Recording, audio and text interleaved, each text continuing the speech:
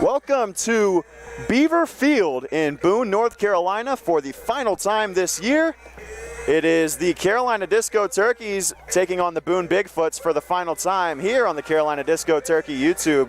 Graham Tuck with Brett Wiseman beside me, and this should be a pretty good contest, a decent looking lineup for Carolina after a couple of key guys got a day off on Tuesday against the Stars in what was a tough loss as we get into the game day gobble. And Brett, what are you looking for today as Carolina looks to snap their new losing streak? Well, we've got the right guys in the lineup to get the job done, right? The one thing I'm looking for is a complete determined ball club, because you know everybody in that dugout knows that the guys on the other side have had their number all year. You want to get this last one to feel good about yourself, to beat a team that's 15-4, B, a team that you've lost to 4 times already. You want to get them once more. And this is the 5th and final time these two teams will play each other.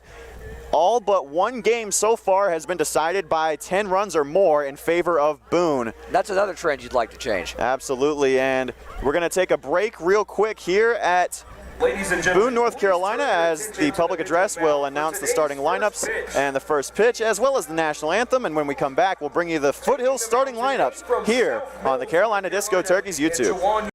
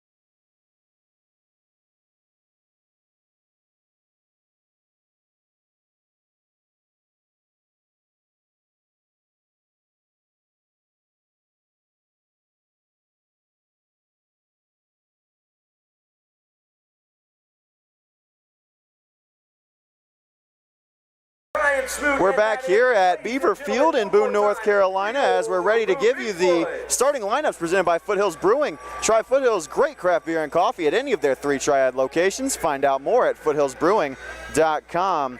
We'll start things off with the visiting Carolina Disco Turkeys as they get set to start for the first time. Dion Tubbs in center field back in the leadoff spot. Kicks Farrell at third base, batting second. Austin St. Laurent playing shortstop and batting third. Hayden Setzer, the first baseman, batting fourth. Henry Kohler in right field, batting fifth. Kason Haggard at second base, sixth. Bryson Beber, the DH, batting seventh. Christian Usher, the new catcher, batting eighth. Caleb Smith in left field at the 9th spot, and Nolan Fernandez on the mound for Carolina. We're just about ready to go here for Carolina, and the first pitch to Dion Tubbs is a dead ball. We'll get into the Boone starting lineups in a second, and when they come up to bat. Logan Conklin not in the lineup today for the second straight game. It's no 1 count to Tubbs, and he'll foul another one off. It's 0-2.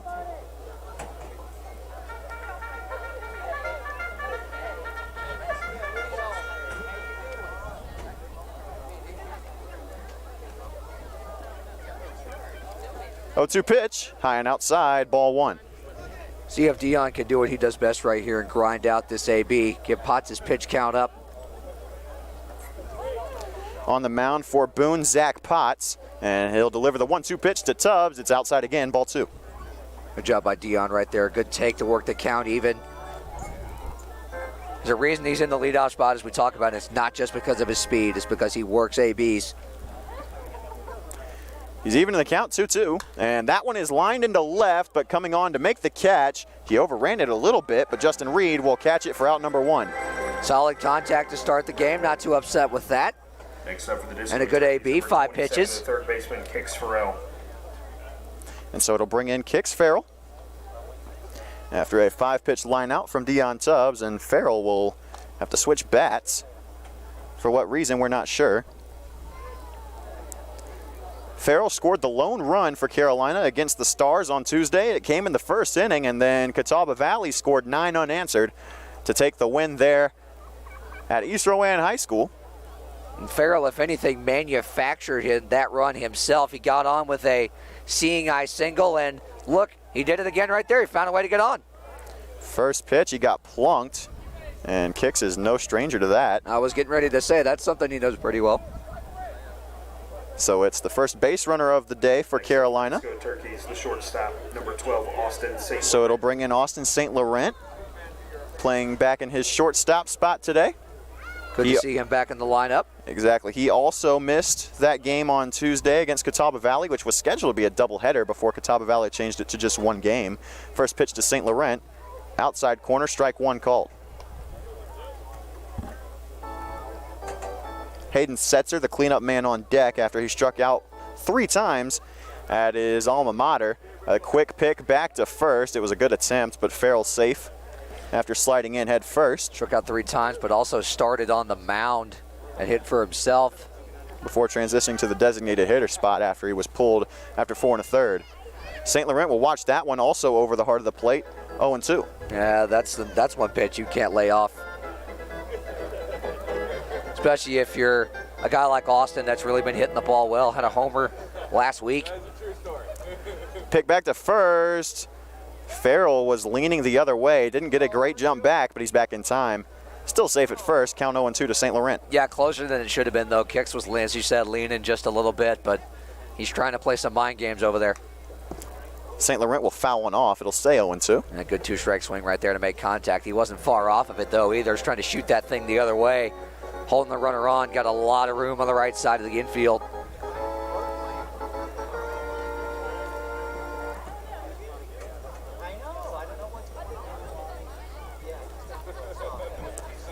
The 0-2 from Potts is inside for ball 1. Good take right there, although not a hard take because it was pretty much coming right at his kneecaps. The idea with that, though, is try to tie him up inside. Good job lay off. That one's outside. It'll be ball 2. A couple of good takes from St. Laurent, working himself back into the count. Another count now that's been worked even.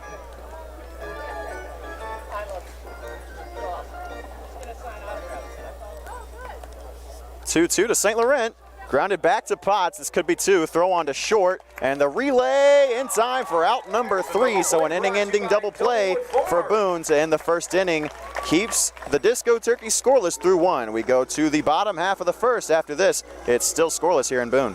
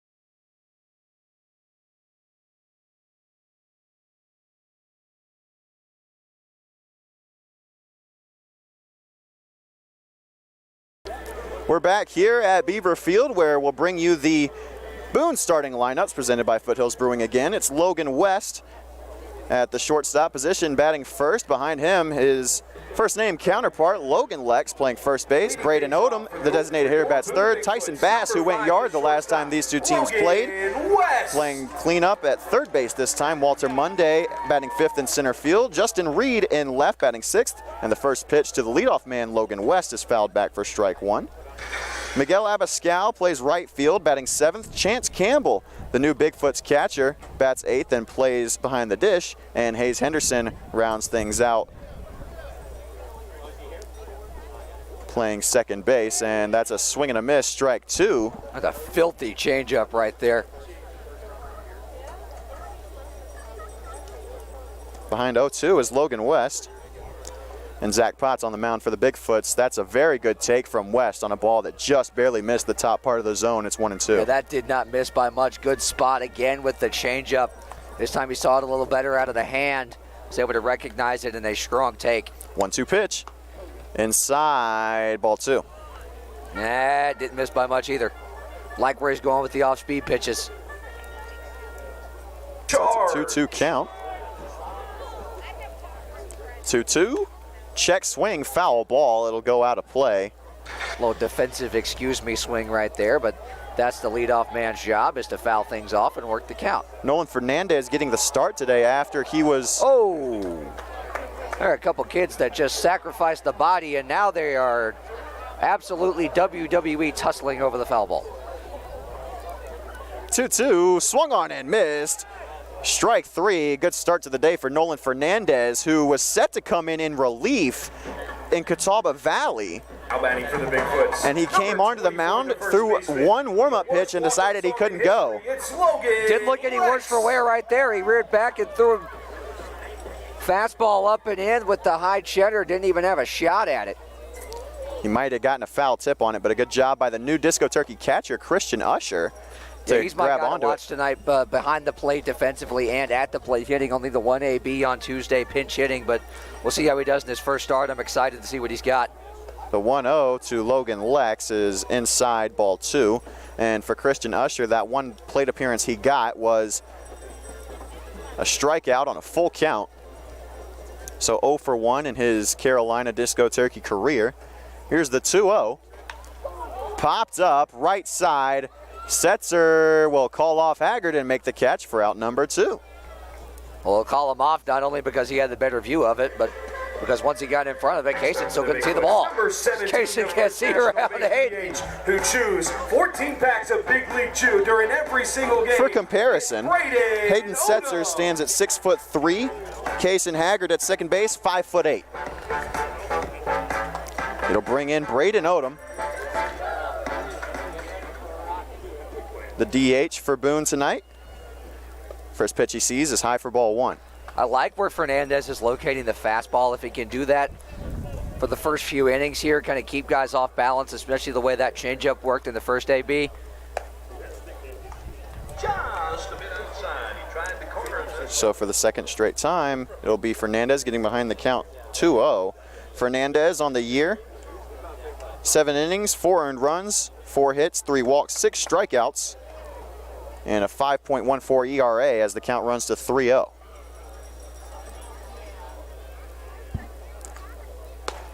That one misses high, and it's a 4-pitch walk for Nolan Fernandez with 2 outs. Can't let that happen with 2 outs. You cannot allow free bases with 2 down.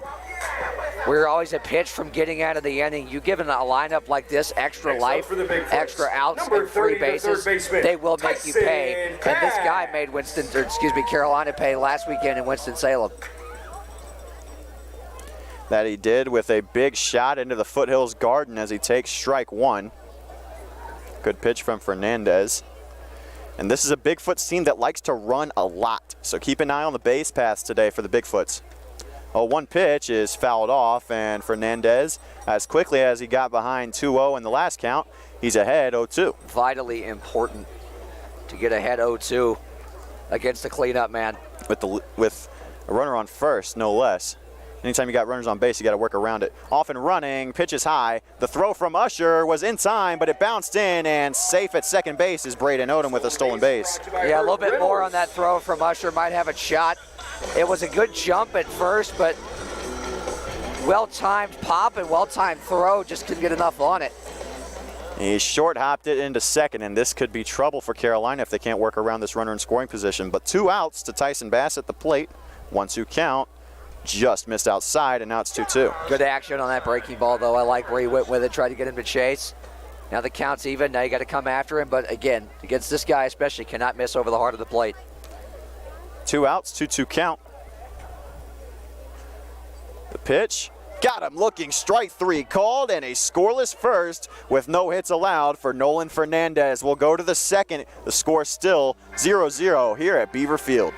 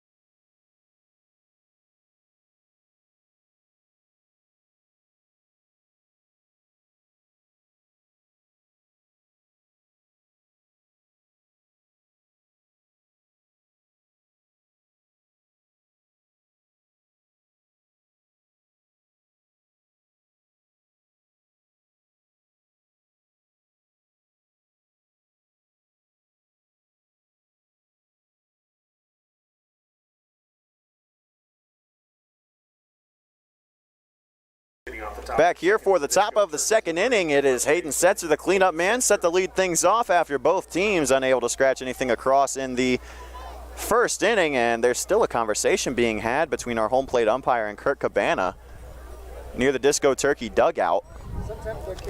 Let's see if we can get a view of Cabana and the ump over there as they come into frame on the right side. We're not really sure what's being talked about. We don't know if it's about the play at second.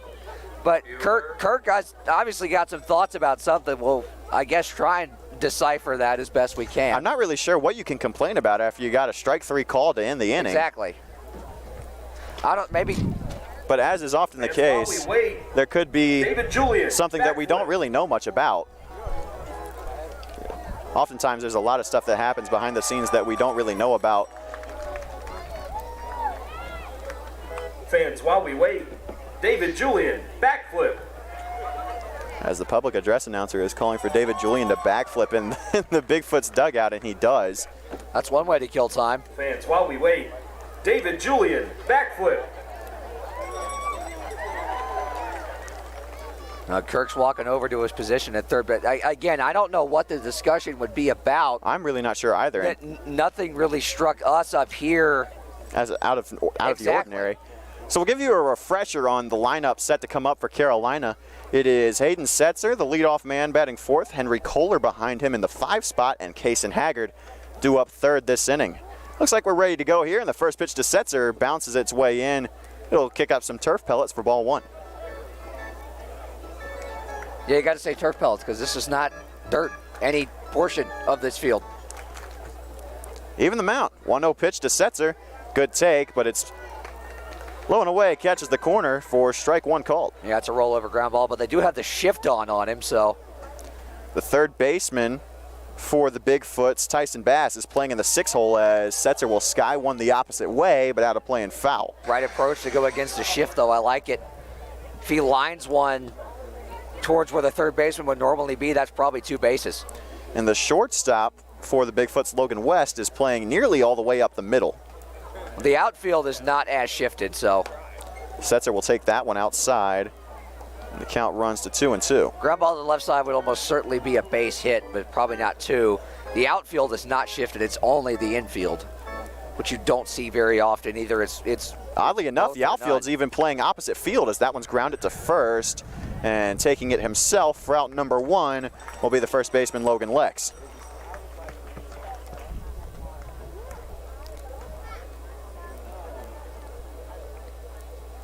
Next up for the Disco Turkeys. So it'll bring in Henry Kohler, who, like Setzer, St. Laurent, and Tubbs before him, also had the day off on Tuesday against the Stars, and Bryson Beber is set to bat 7th for the Disco Turkeys today. This is the first time we've seen him a spot in the order other than the 8th or 9th hole. So Beber moving himself up in the order after he went 1 for 1 against Catawba Valley. I was going to say, he more than deserved to do so.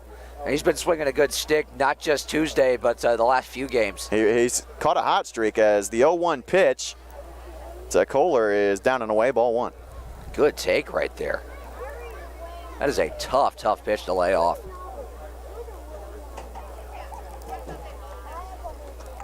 That's a swing and a miss. Wasn't seeing that one very well, and he's behind 1-2 now. Nah, way out in front of that one. He pulled the string on the changeup. Got him to swing out of his shoes. They got to be defensive. Check swing. He went around. It is strike 3. And Kohler's going to want that one back. It's out number 2. Yeah, he swung about 75%. Did everything but swing all the way right there. So that'll hurt his average. He was batting .237 on the year coming into this contest. As he goes down swinging, it is the first strikeout of the day for Potts. And that's the good news. This is a Disco Turkey team that struck out far too much against the Stars on Tuesday, 12 times to be exact. Nick McAdon has stepped into the box for where Kason Haggard was supposed to be. Well, that is definitely interesting. So he'll take the first pitch for a called strike 1. And this is the second time in as many trips up to Boone that we've seen a starter exit the game in the first inning. Chase Jesse, who started on the mound for Carolina the last time we were here, only went 1 inning. Maybe something happened on that play at second. That may be where the discussion came from. I really couldn't tell you what the issue could be. What the issue would be, but maybe Haggard was a little banged up on the play. I don't know. But well, that's a quick 3-pitch strikeout for Nick McAdon, and that'll end the inning. So the Disco Turkeys for the second time, 3 up, 3 down, and we'll go to the bottom of the second. Still scoreless here in Boone.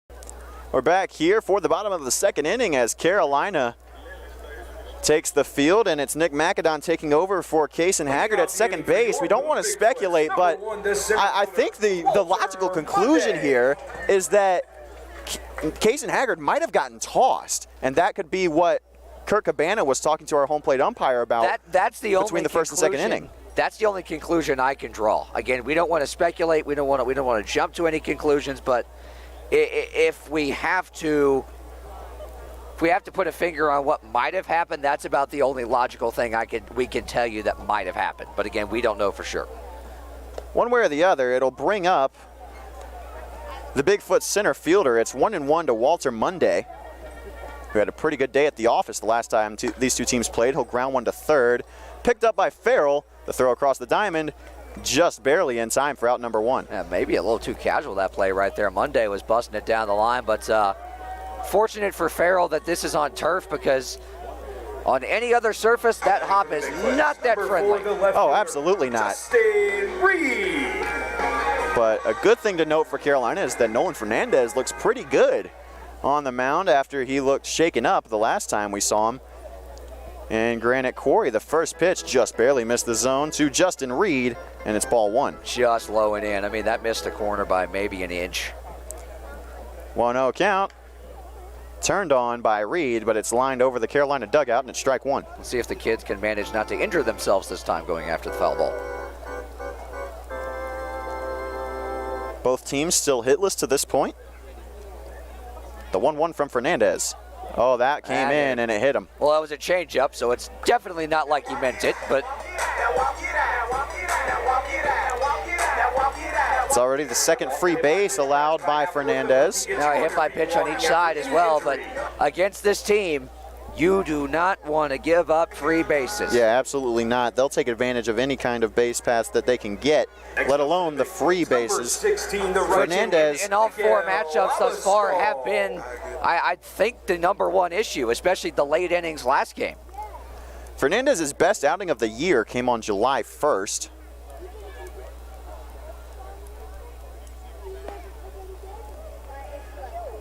Through 6 innings, only 4 runs as he misses high for ball one. To Miguel Abascal, who will come in with the runner on first, Justin Reed, and he's the center fielder. You know, he's a speedy guy out there. Grounded to the left side, this could be 2. Farrell to McAdon, and he dropped it. Well, now everybody's safe. That one is gonna sting. I can tell you that right now. Yep. That one could have been an inning-ending double play, and instead. And now 2 on, nobody out. Now the entire complexion of the inning changes from where, just like that, from where you had the momentum of then being a pitch away from getting out of the inning. Now they've got 2 on, nobody out, and they smell blood in the water. So to bring in Chance Campbell, who this is the first time he's played against Carolina. The everyday catcher for the Bigfoots was called up to the CPL recently. That shows you just the level of talent that this ball club has. Oh, absolutely. Top to bottom. Missing for ball one is Fernandez. I'd be surprised if we don't see the double steal, or at least the hit and run here at some point. Scoreless here in the bottom of the second, 1 out. That pitch, very good fastball, but it missed high for ball 2. Again, not by much. I mean, it's not like Fernandez, other than the hit by pitch and the 4-pitch walk, is missing badly, which is a good sign. 2-0. Turned on, but it's foul. Back out of play. It'll be strike one. And you'll take that any way you can get it if you're Fernandez. The 9 spot, Hayes Henderson, is on deck with 1 out. Runners on first and second. It's Reed and Abascal, both of them reaching via the free variety. A hit by pitch to Reed and an error to Abascal as that one's fouled off again by Campbell. This one got a bit deeper into the foul territory. It's a 2-2 count. Now you're right back even. 30 pitches now for Fernandez, throwing inning and a third. But truly, it could have been 2 innings by now. Exactly. If McAdon had not dropped the relay for the double play ball. 2-2, and Fernandez will look back to second. He's got to be careful with that. Yep, that's a balk. Yep. And as much as I hate to say it, that's the right call. I don't know what yeah. That's the right call. He is appealing that he never motioned home, but you cannot play. Oh, that was clear as day. You cannot play with that. No. And so the Bigfoots, without a hit, without a walk drawn, have 2 runners in scoring position with 1 out. And all via free bases. A hit by pitch, an error, and now a balk. And now a full count. This is a big spot right now for Carolina. Now you have to pitch for a strikeout. There's no other. With 1 down, you got to pitch for a strikeout, or you got to keep the ball in the infield at the very least. From the windup, 3-2, missed high. Well, now at least a double play's back in order. There's a walk brought to you by Aporto, who can get you on your feet and walk. But here's the bad news. The bases are now loaded, and none of those 3 reached via base hit. And the last time these 2 teams played, Boone registered 15 hits. So you know they can put the ball in play. That's not the issue, which is exactly why you can't give them free opportunities. Hayes Henderson, first pitch to him is high for ball 1. And this is the first time in these first couple innings we've seen Fernandez get a little shaky. Maybe that balk call had an effect. 1-0 pitch. Turned on, line to third. Farrell will step on the bag for out number 3. An unassisted double play by Kix Farrell to end the inning. Attaboy, 2-7. Quick hands over there at the hot corner. Big time, pick me up. What a break for Carolina. And Kix Farrell coming through in the defensive end of the field again. We'll go to the 3rd inning now. Still scoreless here in Boone.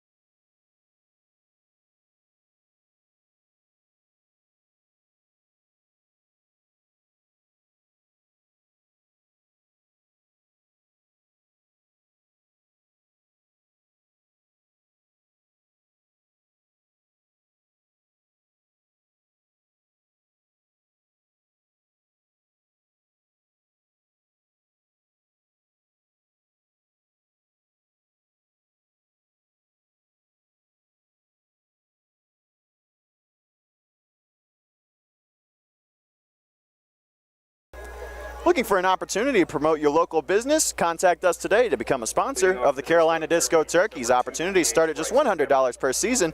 So to learn more, message sponsorships at discoturkeys.com. That's sponsorships at discoturkeys.com. We'll bring you back to the top of the 3rd inning, where Bryson Beber steps in for Carolina. Both teams still scoreless. And hitless. And hitless through 2 innings. First pitch to Bryson Beber from Potts is taken for strike 1. It's been a good day for both starters so far. Here's the 0-1, and it gets away from the backstop, but it missed for ball 1. And I'll be honest, if he holds on to that, there's a chance it gets called for strike 2. If he holds on to that and frames it, there is a definite chance. Christian Usher is on deck, the catcher for Carolina, making his first start for the Disco Turkeys. Here's a 1-1 pitch, and it's in the dirt for ball 2. Good take from Beber. Yeah, good take right there. That's one you could very easily, as a right-handed hitter from a same-handed pitcher, swing right over the top of, especially if you're trying to drive the ball somewhere, which I'm sure that's Beber's approach right now, to drive the ball back up the middle or into the gap. That one's outside for ball 3, and Beber gets ahead in the count. On the year, Bryson Beber batting .250 with 8 hits, 6 runs scored, 1 walk, and 7 Ks. This is his 9th start. And he's much improved at the plate and defensively as of late. He's been great defensively all year as the 3-1 pitch is fouled back into the netting for strike 2. That was a 3-1 cut right there, though. If he's on top of that one, oh boy. Beber finished 2nd place in the midseason most improved player voting behind only AC Plum. and his batting average has skyrocketed lately. Here's the 3-2. It's in the dirt for ball 4, and if I'm Beber, you got to hustle as that ball got away. The backstop here is pretty deep. Yep. If Beber gets a hard 90 on that walk, he could potentially take 2. Exactly. And for those that don't know at home, that ball's not automatically dead on ball 4. That ball is live until it goes back to the pitcher. So as deep as this backstop is, if it gets far enough away on ball 4, if you bust it down the line, you got a chance to make it 2. So to bring in Christian Usher, who on the year 0 for 1 with a strikeout from Catawba Community College. Swing and a miss on the first pitch he sees for strike 1. That one was a bit up at the letters. Yeah, Bass came right after him right there. Good high fastball. Here's the 0-1 from Potts. Working quick. That one's taken on the inside corner. A good pitch from Potts. It's called strike 2. You can't spot the fastball any better than that. You really can't. And the pitching for Boone so far this season has been what's gotten them in this position. All of their guys up and down the bullpen and the starting lineup are just lights out. And a quick 3-pitch strikeout, a throw back to first, nearly gets Beber, but the strikeout from Usher makes out number 1. A quick work right there. 3 fastballs, he didn't even have a chance at them. Not only were they spotted well, but they had good late life on them, and they were heavy and hard. And it'll bring in Caleb Smith, who on the year is having a pretty good time at the plate so far. He's still up towards the team leaders in RBIs with 8. He's got 11 hits, looking for number 12. 2 of those 11 came against Catawba Valley on Tuesday. He went 2 for 4 on the day, also had a stolen base. He hit in the leadoff spot and took full advantage of it. And truly in the 9 spot, acting as a second leadoff for Carolina, which is something that I like that they're turning to. I love that idea. I really do. And we've seen it with Jeff Davis in that spot a few times as well. The leadoff man Tubbs is on deck. Here's the 0-1. It will miss very high for ball 1. From Potts to Smith. 1 out in the inning. Beber reached via the walk as the leadoff man, so a runner on first and 1 down. Here's the 1-1 pitch to Smith. To the right side, and it's through for the Carolina Disco Turkeys' first hit. Beber's going to go to third, and he will advance without a throw, and the big hit from Caleb Smith comes with 1 out, and now it's runners on the corners for Carolina. Just what the doctor ordered right there. Solid base hit, especially with the holding the runner on. There's room on the right side. Lines it through there, and as a result, first to third goes Beber, and now a fly ball gets the first run of the day home. And what do we say every time we talk about Caleb Smith? Every ball that he puts in play is hit hard. Every solid single contact, time he puts a bat on the ball, it is solid contact. That was loud. I mean, the other way, too. Logan Lex had no chance at that ball. Bring in Tubbs. That's a very good pitch for strike 1 on the outside corner to the leadoff man for Carolina. Yeah, it's another very well-placed fastball. Smith on first, Beber on third. Scoreless game. 0-1. Into left from Tubbs. This should score Beber. And going back for it, making the catch in left is Justin Reed, but tagging to score. And the first run of the game belongs to Bryson Beber and the Carolina Disco Turkeys. Muy importante to get on the board first, especially against this ball club. And you do it any way you can. You get on with the walk, the single goes first to third. Tubbs doesn't try to do too much. He does his job, fly ball the other way, run comes home, you're on the board. That's all that matters. So to bring in Kix Farrell, with Smith still standing on first. 2 outs now in the inning. This will be pitch number 40 from Potts. Smith fakes the steal, and similarly, Campbell will fake the back pick. Touché. Everybody stays where they were, I should say. It is a 1-0 count to Kix Farrell. That one is inside, ball 2. I didn't miss by much. That's a pitch that's been called a strike A couple of times this inning. already. But fortunate for Farrell to get ahead 2-0. On the day, he was the Disco Turkeys' first base runner until Beber reached from the walk. He was hit by a pitch in the first inning. We'll turn on that one, and it'll go foul to the right side. Lex will range over but won't have room, and the count's 2-1. I like the approach from a lot of guys, whether it's lefty or righty. There is definite approach the other way, and I love that. Caleb Smith stands on first. He reached via the lone hit for Carolina so far today. Bryson Beber scoring on the sacrifice fly to left from Tubbs, and the hit and run was on. Smith had a good jump, but that one's fouled into the trees by Farrell, and the count will go to 2-2. He was trying to shoot that thing where their most room is. That's down the right field line. On a hit and run with Caleb Smith over there at first base. He gets one far enough down the line into the corner. That is a definite run scored, especially on the hit and run. Pick off back to first. Won't be in time to get Smith. They'll keep that honest. Abascal in right field is the only outfielder who is not playing opposite field. He's playing true right field. Smith won't go. A good defensive swing from Farrell on a ball that was towards the turf. It'll keep the count 2-2. Yeah, really good two-strike swing right there. Again, probably would have been called the ball anyways, but too close to take. Kicks did a nice job to make contact on it and fight it off. This will be pitch number 45 for Zach Potts. 2-2. Lined into left center, and it'll be over the head of the shortstop. And Logan West couldn't get to it. It's a second consecutive day with a single for Kix Farrell, and it's the second hit of the inning for Carolina. It'll put runners on first and second with 2 outs for Austin St. Laurent.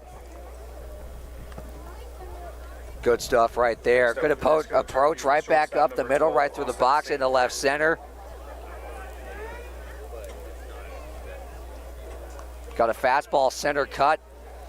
Bass had to come after him, or excuse me, Potts had to come after him. First pitch to St. Laurent from Potts, and it'll be swung on and missed by St. Laurent. His best game of the year so far was against these Bigfoots here in Boone. He had 3 hits on June 11th. That's the most he's gotten in a single game so far this year.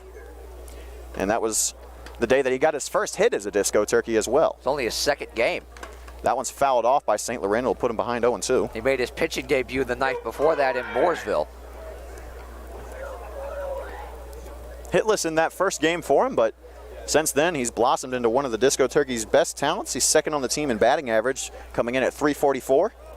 Had the home run in High Point, Thomasville. Here's the 0-2.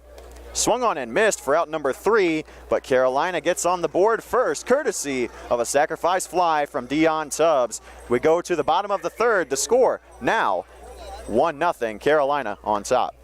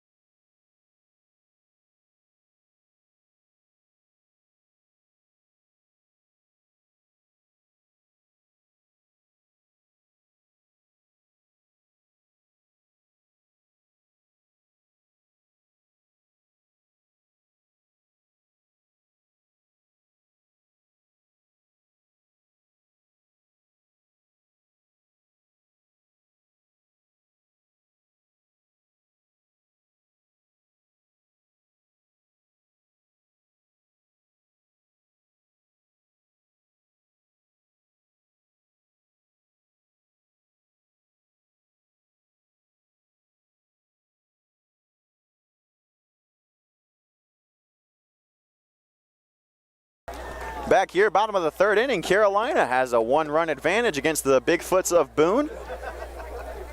Dion Tubbs with the RBI sac fly as we go to the bottom of the third, and it's the top of the lineup due up for the Bigfoots.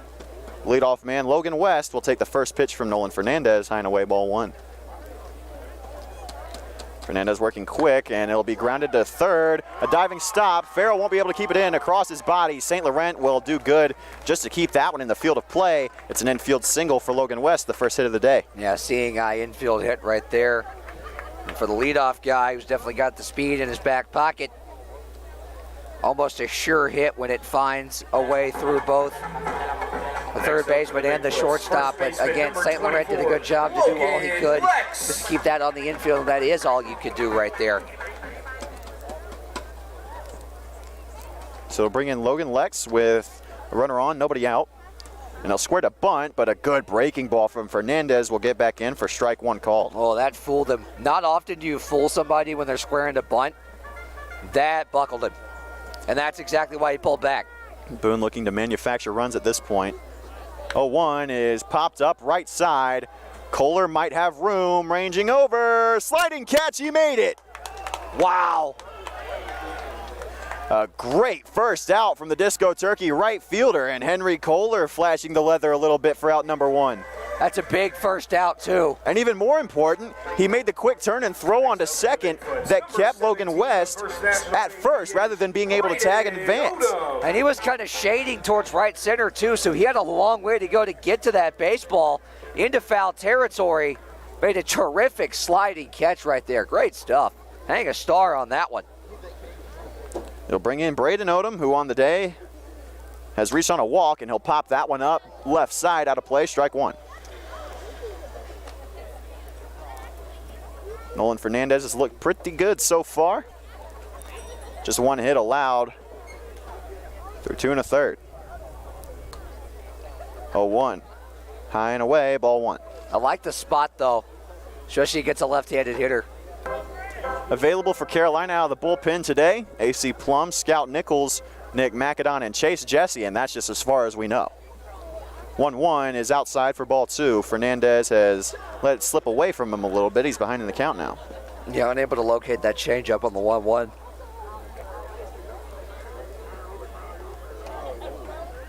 Two-one pitch. Outside, ball three. Not outside by a whole lot. That one was outside. Usher had to range over to get it. It was in the opposite batter's box. Okay, never mind. I'm just a kid. I like off and running for second. The pitch out, it won't do him any good. It's ball four. Brought to you by Abortho, who can get you on your feet walking after any injury. Normally, I like to defend our pitchers when a call that could go either way doesn't go theirs, but that was certainly ball three from Fernandez, and ball four missed by an even wider margin. So it'll be two runners on. The second walk drawn on the day by Braden Odom. And it comes with one out. Tyson Bass, first pitch to him, good breaking ball, but it doesn't quite make it back in. It's ball one. Good spot for it, though. Can't afford to hang one to this dude. Bass went deep last time these two teams played. That was in Winston. Good swing from Bass, but he'll foul it off for strike one. Yeah, big time cut, but when you've got a big power guy like that, he's looking for the ball up. If you get that one down and in towards his shins right there, you get him to hack at it. Go right back down there again, see if he'll go after it. It's a 1-1 count to the Bigfoot's third baseman. Two runners on. The pitch from Fernandez, high and away, ball two. Yeah, Usher tried to bring that down and frame it, but above the letters for sure. West is on second, Odom on first, Bass at the plate, Monday on deck. That one's to the left side, through the reach of Fernandez. Macadon will just pick it up and throw on to first. He got him for out number two, but that play was a lot tougher than it needed to be. Yeah, and it's two runners in scoring and position it's not now. that he took too much time on it either. It looked like he couldn't get the ball quite out of his glove in time, but it was hit too slowly and took too funky a bounce off the turf to even get the force at second. So Macadon made the right play to get the sure out, but even then, this turf is not a field that's been, especially has not been friendly to Carolina. A lot of tough bounces have gone in Boone's way when Carolina's made the trip up, as the first pitch to Walter Monday misses for ball one. Nolan Fernandez fortunate to be scoreless still, as the first pitch strike percentage has not gone his way many a time, and he'll get behind 2-0 here. Yeah, he's been behind in a lot of counts, and as you said, lucky in that regard to be sitting with a lead right now. 2-0, misses high, ball three, and Fernandez is struggling to hit the zone at this point. This next pitch will be number 50. It comes with two outs. Here in the bottom of the third inning, Carolina up 1-0. 3-0 pitch. Outside, ball four. That one wasn't as bad. Bad it misses the first three, and Kirk Cabana will now make his way out and have a little chat with Nolan. Space is loaded, two outs for the starter for Carolina, Nolan Fernandez. This classifies as a critical situation. Oh, it really does. Storylines of this game so far, Case and Haggard apparently tossed from the game between the bottom of the first and the top of the second. As far as we know. As far as we know. We can neither confirm nor deny because we never saw a demonstrative sign one way or the other. But not very often is your starting second baseman going to leave the game before he gets his first plate appearance without an injury or an ejection. Carolina scored first, courtesy of a sac fly from Dion Tubbs to bring in Bryson Beber in the top of the third inning. For the Bigfoots, number 4, the left fielder, and Justin Boone Reed. stranded 2 in the second inning. It was a line out, tag the base, double play to end the inning with the bases loaded. So Carolina's left the bases loaded already once, and showing squeeze is with 2 down. Is a pinch hitter for Boone. Nope, that is Justin Reed. He was number 6 in our program, number 4 on his jersey. Miss high for ball 1. He shows squeeze again. That's a very good pitch, but it missed for ball 2. Squeeze with 2 outs is definitely an interesting decision, but a team with this much speed, top to bottom, it could work. 2-0 pitch. Wow, what a spot. How is that not strike 1? You tell me. 1 pitch away from walking in the first run of the game for Boone, who still only has 1 hit. 3-0 count to Reed. Got it over the plate that time. Good job, Nolan. 3-1. The 3-5's got to battle back here. You got to find a way to get it out here. And a 3-1 count with bases loaded, you're likely swinging. Here's the pitch. Ran in on ball 4. So that'll bring in the first run of the day for Boone, and it's a tie game now. 1-1 here. Bases still loaded. Team, everyone on your feet and pump it up with our Bigfoot players. Now get the crowd going here in the bottom of the third. It's an RBI walk for Justin Reed. Number 16, the right fielder, Miguel Abascal. Now bring in Abascal, who has reached on an error today in his only trip to the plate.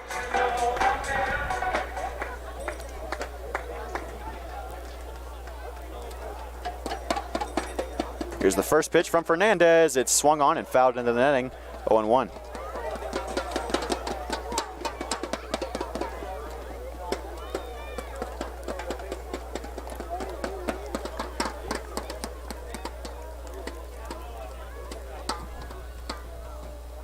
Got to find a way to get out of this. A 1 pitch. Popped up into right. Kohler going back for it. And he'll make the catch safely for out number 3. But Boone gets on the board. An RBI walk with the bases loaded will bring in 1 run. Just 1 for Boone. We'll go to the 4th. Tie game 1-1 here at Beaver Field.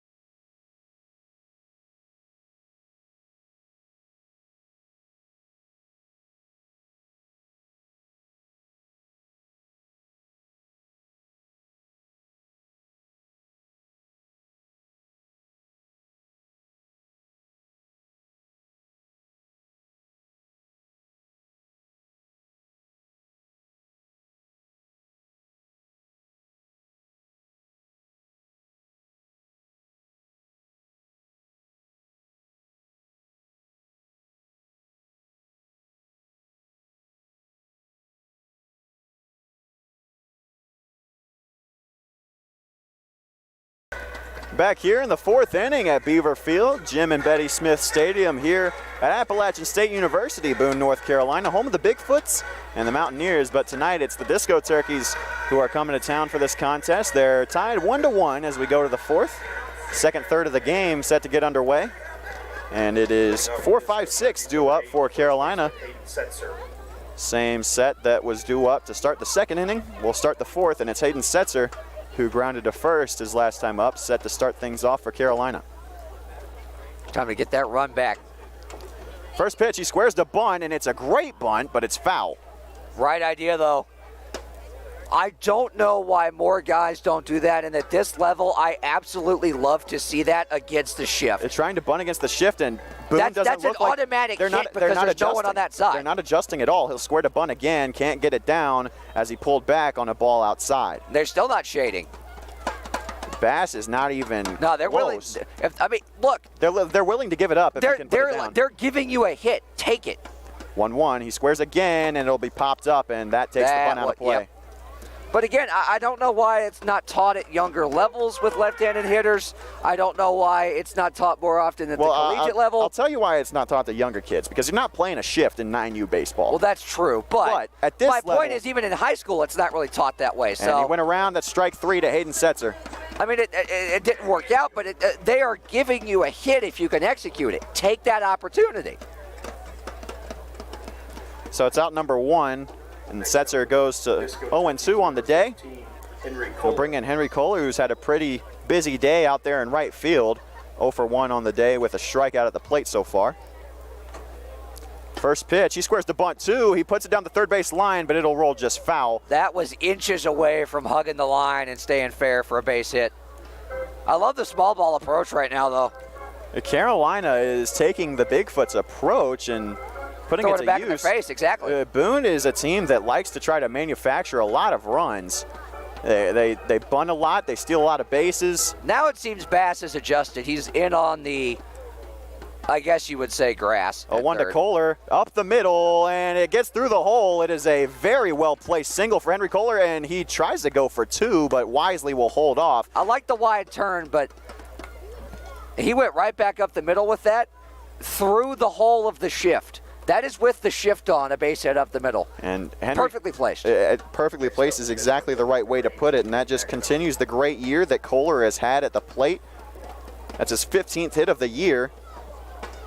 And it'll put him in sole possession of 3rd place on the team behind only Logan Conklin and Dion Tubbs. We'll bring out Nick McAdon as a pick over to first base. Won't be in time to get Kohler. McAdon came in at second base for Kaysen Haggard after the 1st inning. We still don't know exactly what happened there. That one's taken for strike 1 to McAdon, who struck out on 3 pitches his last time up to in the 2nd. And McAdon, I had previously said that he came in between the 1st and 2nd. I apologize. It was between the top of the 1st and the bottom of the 1st. As that one's grounded to the left side, it could be 2, 6, 4, not in time for 3. McAdon safe to beat it out. Good hustle right there by 18 to make that play close and beat it out and keep the inning alive. So it'll bring in Bryson Beber after the fielder's choice from Nick McAdon. Beber on the day, looking for his first official at-bat.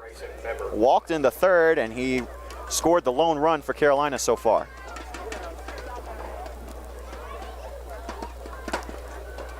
Two outs, McAdon on first, Beber at the plate. The pitch, fouled off by Beber. Good piece of contact, though.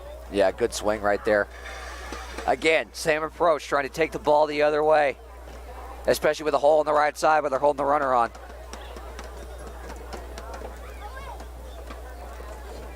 Usher on deck.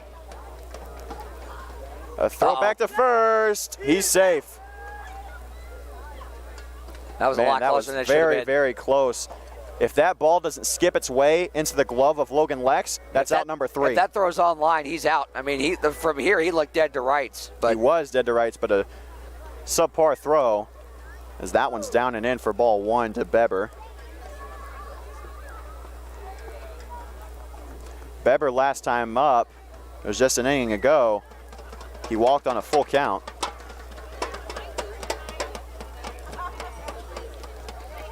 Here's the 1-1. Swung on and missed on a good swing from Beber. It is 1-2 now. Couple of good hacks, though.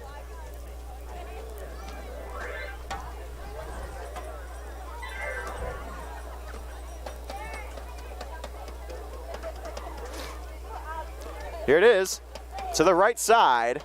It'll be picked up, and the throw on to first gets away, but the good stretch from Lex for out number 3. It was a very, very dangerous throw from Hayes Henderson, but Logan Lex picks up his teammate, and it's a G4 for out number 3. We'll go to the bottom of the 4th. Score still 1-1 here in Boone.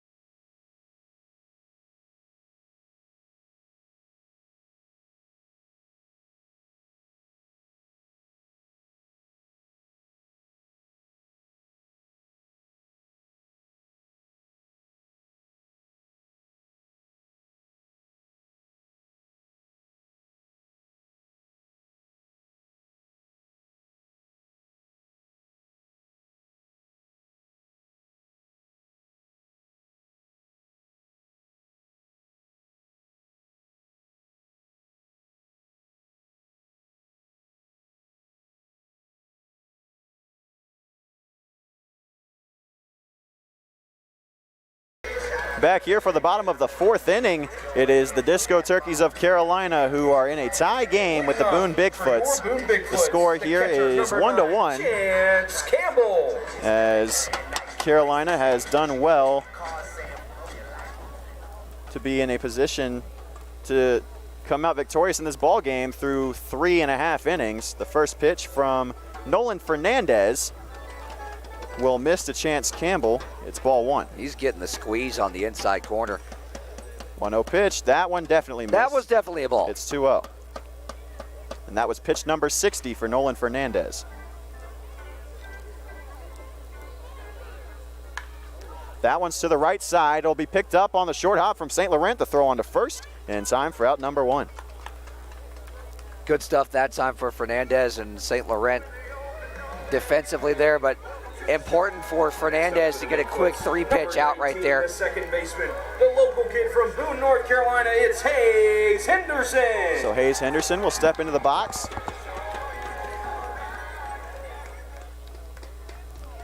Lined into that inning-ending double play his last time up as a good breaking ball from Fernandez. Will find the zone to start things out with strike 1 called. Beautiful bender to get ahead in the count right there.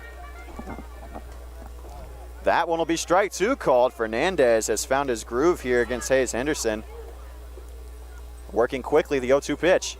Swung on and missed for strike 3. Nope, foul tip. Got a piece of it. Very close call there. He's got enough of a piece of it to stay alive, as the PA system tells you.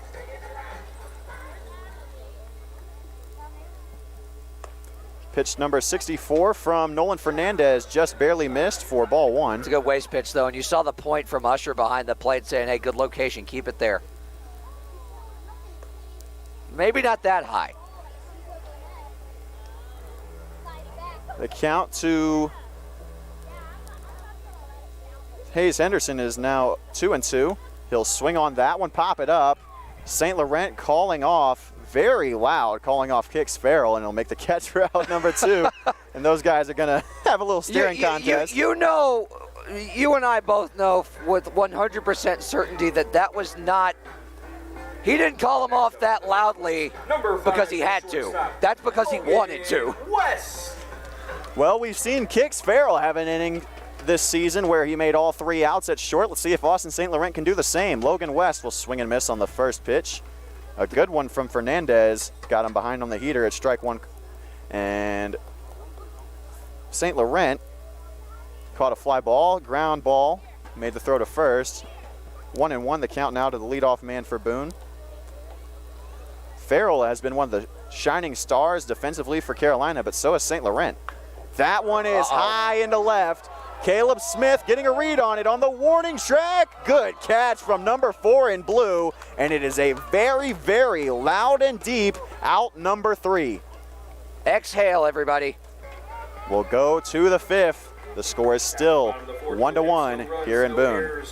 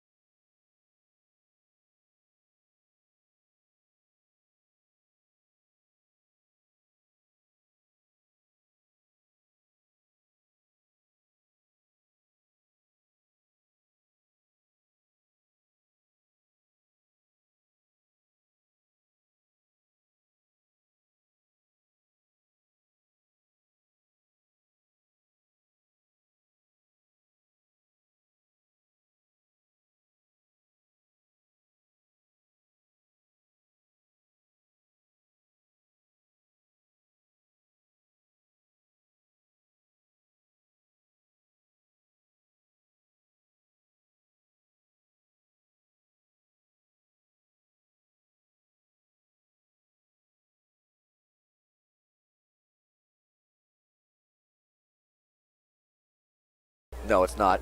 Back here for the top of the 5th inning. And it's Christian Usher at the plate.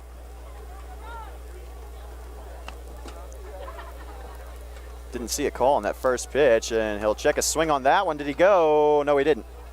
So at the very least, it's 1-1 to Usher, who on the day is 0 for 1 with a K. We were too distracted by the antics in front of the third base dugout to realize that pitches were actually being thrown. Boone is in the same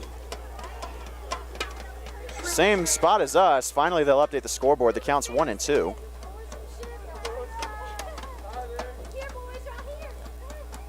Usher behind in the count. Outside, ball 2. Much better AB right here from Usher. Good discipline to hold off on that 1-0. Check out on 3 pitches for out number 1 in the 3rd. Smith on deck, who has one of the 3 hits for Carolina today. That one's also outside. Very good spot from Potts. It's 3-2. Better take, too. Pitch number 66 from Potts, upcoming. Here it is. Popped up by Usher, out of play, foul. What a battle. Best AB we've seen from him yet. Of course, it's a small sample size, but this is only his 3rd trip to the plate for Carolina. He struck out both times. I like what I'm seeing.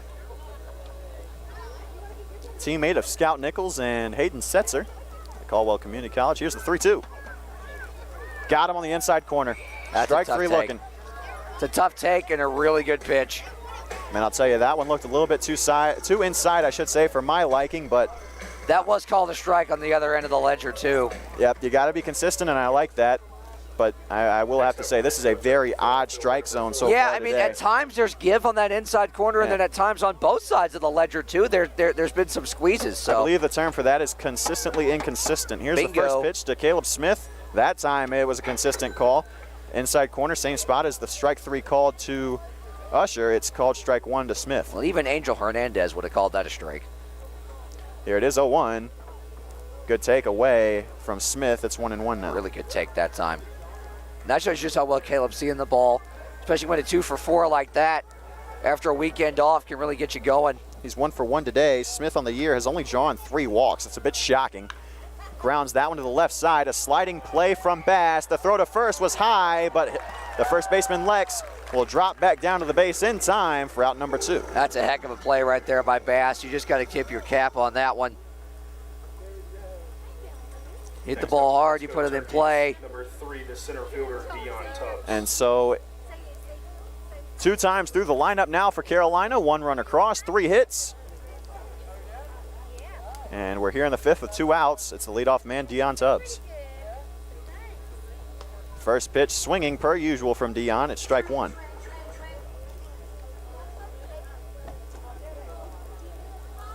Dion 0 for 1 with a line drive to left and a sac fly to left. Outside, ball 1. Tubbs on the year, batting .258 coming into this one. This is his 20th game he's appeared in. He's got 16 hits. 18. He's tied for the, his team lead all to himself, I should say, as that one misses down and in. It's ball 2. Can we score a hit by pitch on the umpire? Because that clipped our home plate umpire. And I'll tell you, that one was close to clipping Dion. It about clipped him on the back foot. I got to tell you, if you're Dion Tubbs, 2 outs, tie ball game in the 5th, I might wear that one if I'm him. Not on the foot. He needs those. That's a good point, but he's got that protective gear on. He still needs the feet, though. I would say. I'd say that's right. 2-1 pitch to the left side, picked up by Bass. On to first. They got him. He still had that play pretty close, man. So 3 up, 3 down for Carolina in the top half of the 5th. We'll go to the bottom. Score still 1-1 here in Boone. We've got a good one for you.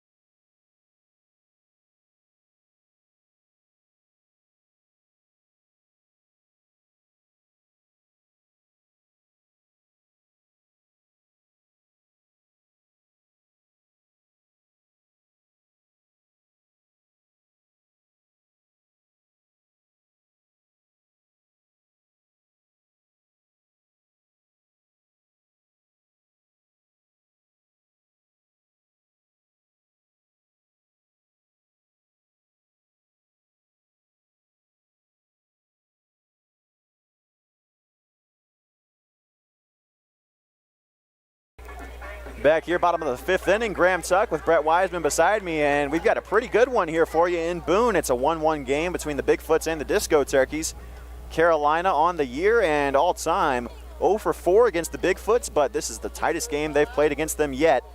We're into the bottom of the 5th, and squaring to bunt first pitch is Logan Lex, but it goes foul for strike 1. Took a page out of the Disco Turkey handbook right there. Which really was taking a page out of the Bigfoots handbook, so getting back to their roots, I guess, is the right way to put it. Yeah, a good way to put it, yeah. 0-1 is the count, and a ball taken low, 1-1 the count.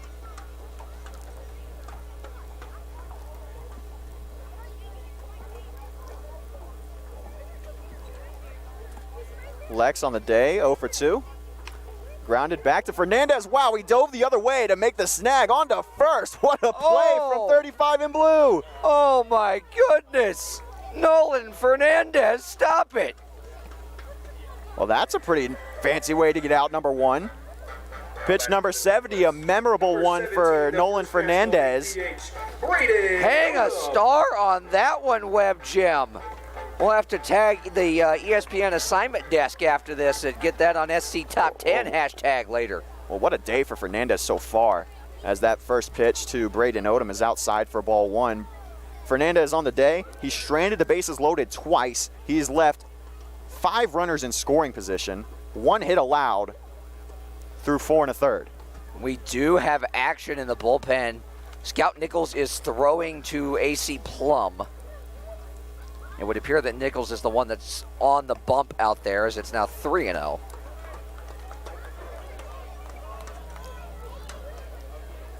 That is the one thing that you can say against Fernandez so far today as he kicks and fires. It's ball 4. That is the third 4-pitch walk issued by Fernandez today, and that's something that is not going to do you a whole lot of favors against anybody, especially not the Bigfoots.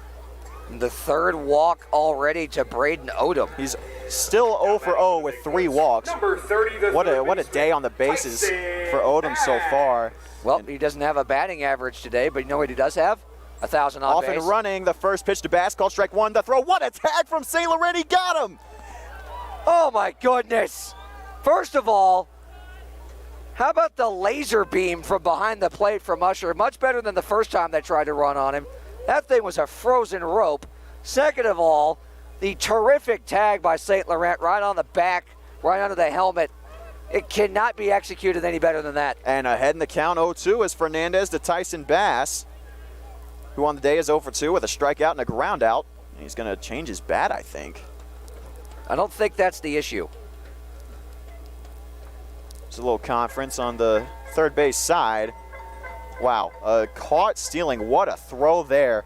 Like I said, that's a frozen rope. I mean, cannot be any more online than it was for St. Laurent to make that kind of a tag. And with a good runner at first, too, and Odom. I mean, the pop, the throw. I'll tell you what, that left side of the infield is absolutely on lock anytime 12 and 27 And remember, are over that's not the second baseman coming over there. That's St. Laurent coming across and having to throw the tag down across his body. They caught it in motion. Here's the 0-2 inside. Actually, the count is 1-2. 1-2. Just saw the signal from the home plate umpire, so that was ball 1. Swinging a line drive. Farrell will pick it up on the hop. Long throw, he makes it. 3 up, 3 down. Go the Bigfoots. We will go to the 6th. This is one of the best games the Disco Turkeys have put together so far this season, and it comes at a good time. It's a 1-1 game here in Boone. We'll be back with the 6th inning after this.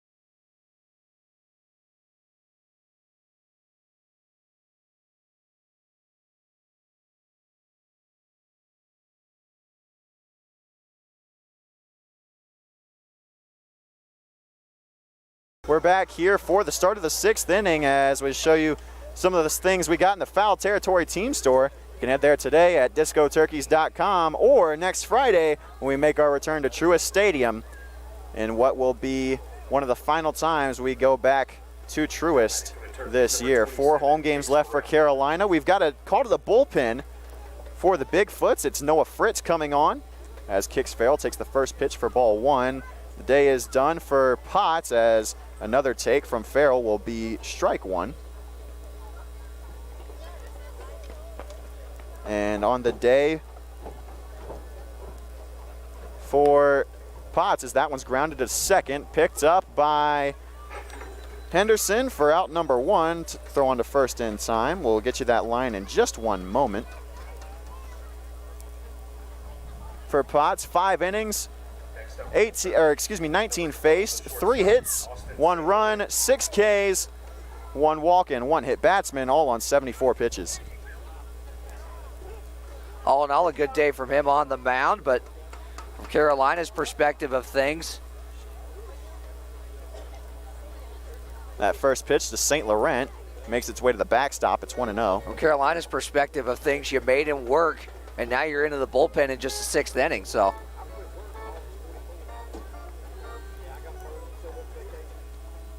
1-0 from Fritz, high and away, ball 2.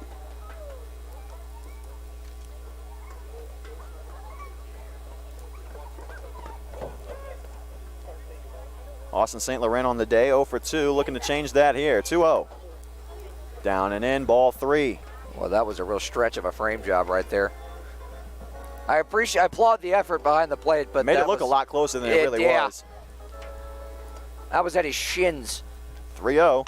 That one's deep into center. Going back for it is Monday, and along the warning track, he'll make the catch for out number 2. He just, and I mean just missed that baseball. And that is one of the only 3-0 green lights I'm okay with. And he almost made the most of it. I mean, a couple of inches more towards the barrel of the bat, that thing's squared up, and it's not coming back anytime soon. So with 2 outs, it'll bring in Hayden Setzer, who on the day is 0 for 2. With a ground out and a strikeout, here's the first pitch to him. Inside, strike 1 called. The approach was Setzer, and they've shifted on him again. From Boone's perspective, is to bust him inside, and it's worked to this point. Here's the 0-1. Outside, ball 1. That's a very, very staunch take from Hayden Setzer. That's a great pitch, too. I mean, that shows you just how well Hayden Setzer sees the ball in pretty much all situations. To look at that, recognize it, and spit on it. 1-1. Check swing, foul ball to the left side, and he's behind 1-2. That's fair. That's a base hit. On an excuse me swing. Henry Kohler on deck. He's 1 for 2 today.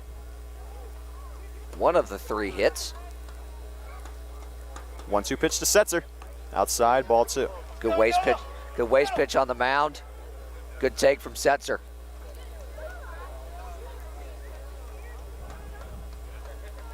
Boone is in the middle of a 10-game winning streak right now. They come into this game at 15-4 as Setzer got all of that one into the right center gap. Racing for it is Monday on the warning track. That one's gone! Hayden Setzer with the big fly to give Carolina a 1-run lead, and it's his 2nd of the year. Couldn't have come at a better time. Perfectly timed bomb from the big fella right there. He's done it before. We've seen it, and this time he does it again. Bring out that jacket, AC. That was not very nice. And it's a 2-1 lead for Carolina after Hayden Setzer's 2nd bomb of the year. Deepest part of the yard, too. And Doesn't get any better than that. That's big time. Wow, and with 2 outs, what a spot. Hayden Setzer, the man of the hour right now, and he's brought in the 2nd run for Carolina today, and he'll bring in Henry Kohler. First pitch to him. Good job by Fritz to get back into it. Strike 1 called. Good frame behind the plate, too. Looked a little bit up. 0-1. Down for ball 1 to Kohler. And man, I'll tell you what, there have been a lot of times where it's frustrating for Carolina because they can't seem to string anything together, but I'll tell you what, this team with 2 outs, you can't take it for granted. As Kohler will foul that one back on a bunt attempt. It's 1-2, but Carolina offensively does some of their best work with 2 outs against them, and that is Exhibit A right there.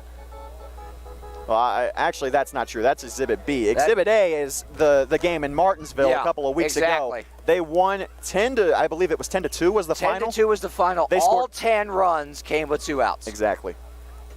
Phenomenal day for Carolina so far. They're up 2-1 here in Boone. 1-2 pitch to Kohler is fouled back. He'll stay alive yet again. Good hack.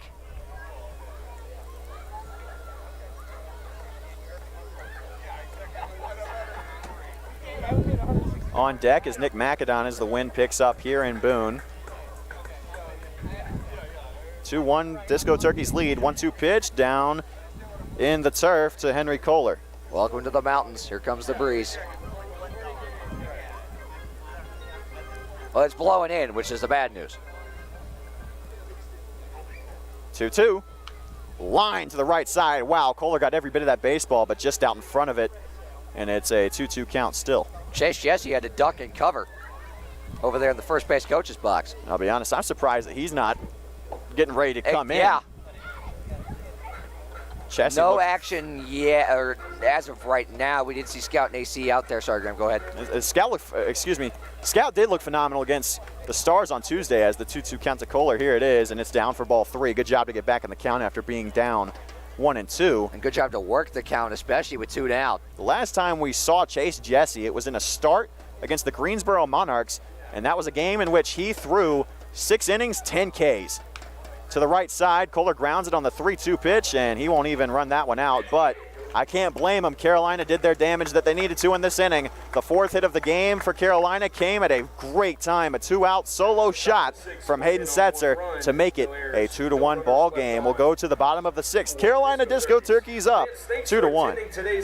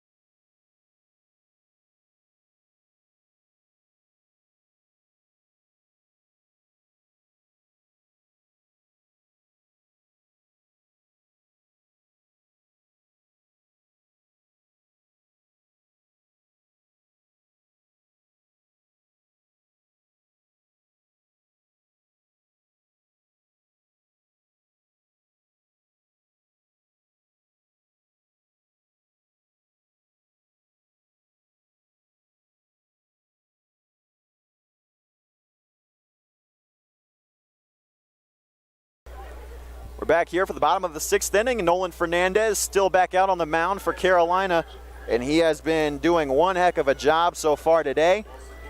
Into the 6th inning of this contest now. Only 1 hit allowed. He's given his fair share of free bases up, but he's worked his way around them to perfection. Only 1 run in so far. It was on an RBI walk with the bases loaded, but he stranded the bases loaded twice and left 5 in scoring position as the first pitch to Monday is a fantastic changeup that gets him to fan on at 0-1. Pulled the string and then some. First pitch, 0-0.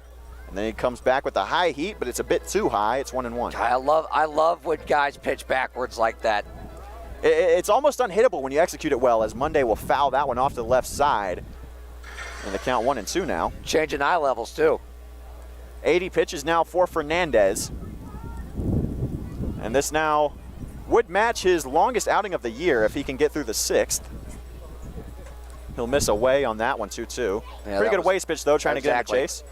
I'd like to see a little bit more heat on that pitch, but I'll take what I can get. Here's the 2-2. Fouled off again by Monday, and he's late on the fastball. Why throw anything else? Well, yeah, I mean, he's late on it. Try to come up and in a little bit more and tie him up. He's late on it, but you're still letting him get the bat head out to it. Go up and in with it. 2-2. Fouled off again by Monday. Same pitch, same result. So again, come up and in with it. Tie him up. And I'll tell Don't you, let him get extended. Fernandez, at this point, you know that you're getting kind of up there in pitch count, up at 83 now, and a long at bat like this, you're going to work quickly. Here's the 2-2. And that one's into center. Tubbs will not be able to get to that one, and it is the 2nd hit of the day for the Bigfoots. A good play by Tubbs to let that bounce in front of him, especially on turf like this. You dive and that thing bounces over top. Monday might not stop running. And in a game like this for Carolina, where you're struggling in the win column so far this year, especially against the Bigfoots. 0-4 on the year against Boone. You want to. You had a big spot from Hayden Setzer. You want to try to keep the momentum going, but good play to stay within himself there and not lay out for that ball. First pitch to Justin Reed, who on the day is still 0 for 0 with a RBI walk and a hit by pitch. Misses away for ball 1. That's pitch number 85, and 86 is up and in for ball 2.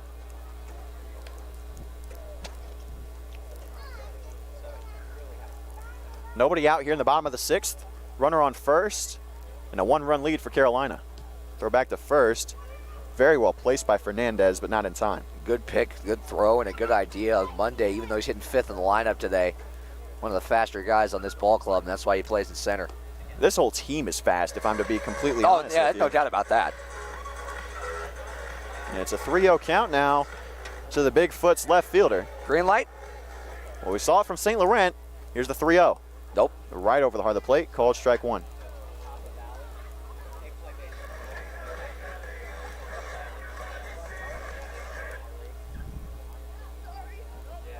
Off and running was Monday on the 3-1 pitch. The hit and run was on, but it's fouled off, and the count's run full now.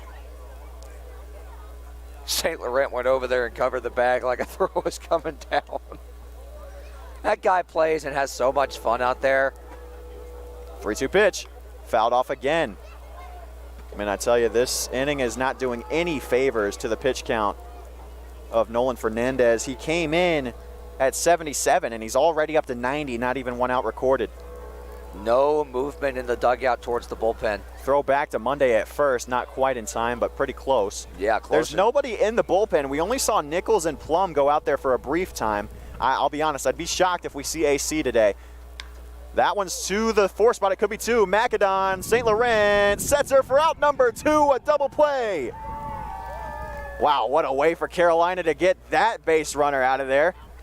And that'll be the quick first and second out of the inning, so good job by Fernandez. He had to work for those 2 outs, but he got them, and it's bases empty with 2 outs. He did his job, right? He got the ground ball. He trusted the guys behind him.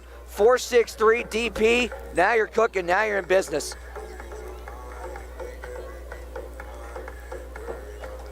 And so it'll bring in Miguel Abascal on the day. 0 for 2, reached on an error and flew out to right. Good breaking ball from Fernandez on the first pitch, but it's outside. And as the PA system would tell you wrongly, that didn't miss by much. 1-0 is the count to Abascal. The pitch from Fernandez. He definitely went around on that one. It's strike 1. I don't even know what you're arguing about. I mean, the only thing you didn't do was finish the swing. And something has made its way onto the field of play out there in right field. We're going to have time called. It appears to be an uninflated thunder stick, which was the giveaway tonight. Somebody forgot to blow theirs up. Somebody forgot you're not supposed to throw things onto the field. Is That the too. correct way to put that. That too. Kids do the darndest things. Yeah, that did come from the gavel of children down the right field line. So it's a 1-1 count to Abascal. Here's the pitch from Fernandez, grounded to the left side, but foul. And Fernandez is 1 pitch away from getting out of the 6th with only 1 run up on the board. Kids behave themselves at Disco Turkey home games. For the most part. As far as we've been told. Then again, we are in the booth for most of the game. That is true. That is very true.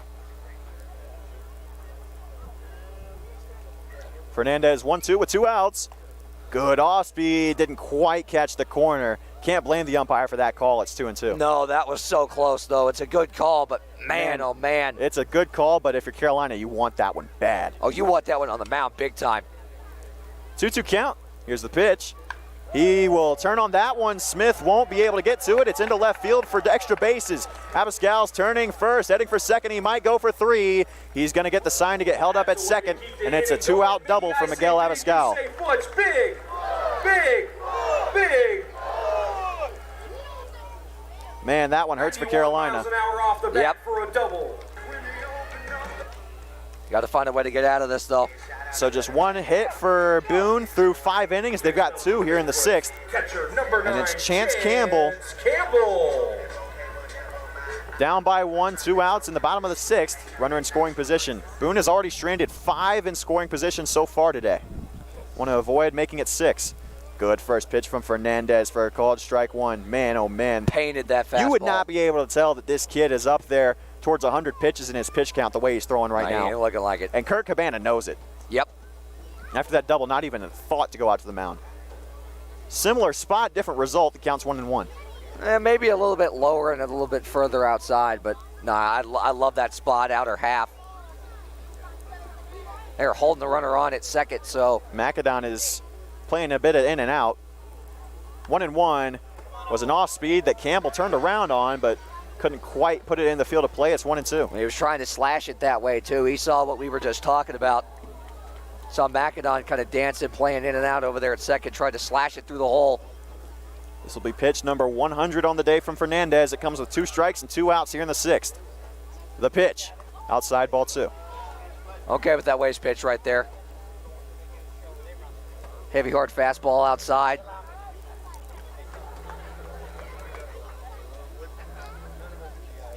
The pitch to Campbell is grounded foul to the right side. Wow.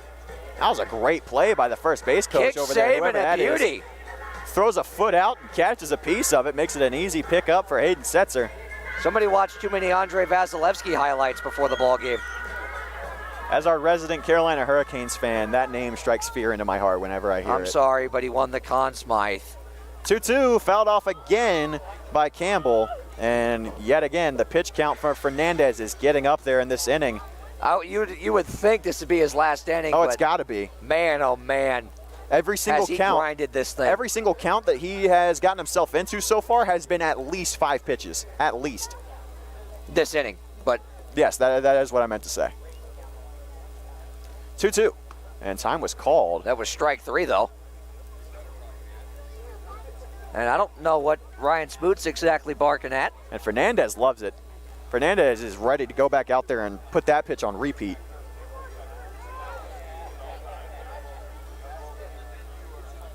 We did see Smoot ejected the last time these two met in Carolina.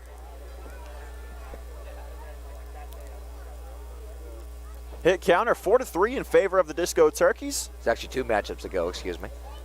Score 2-1 in favor of Carolina. Only one error. 2-2 pitch, inside ball 3. Big pitch right here. 103 pitches on the day now for Fernandez. 1 error made in the game. It belongs to Carolina, but they worked their way around it. 3-2. Off speed. Wow. Ball 4. And that might have been Fernandez's last batter. And Kurt Cabana is not happy about what he's about to do, but he's got to do it. He took his cap off and exhaled like, oh, you got to be kidding me. Everybody in the dugout was screaming, assuming that was strike 3. Well, I'll tell you what, though. It could have gone either way, but. I'll tell you what, though. I don't see anybody coming out. If anybody does come out for Fernandez, it's going to be Scout Nichols. I can tell you that. Scout Nichols has his glove. He's standing at the edge of the dugout. So. And this is a really big spot in this ball game. But the way that Fernandez has been pitching, I think you got to give him this. Nope, not happening. Scout Nichols is popping a squat back down. This is Fernandez's inning to finish. And listen, and why not? Nobody loves seeing Scout pitch more than you and I. Correct. We are his biggest fans up here in the booth. This is Nolan's inning to finish. No matter where you are in the pitch count, when you've been dealing like this guy has today, you've earned the right to finish it off. 2 runners on, 2 guys out, and the first pitch to Hayes Henderson, the number 9 spot, is a called strike 1. 2 more, big 3-5. Man, oh man, this guy is still throwing strikes this late into his appearance. 0-1, fouled off, quickly 0-2.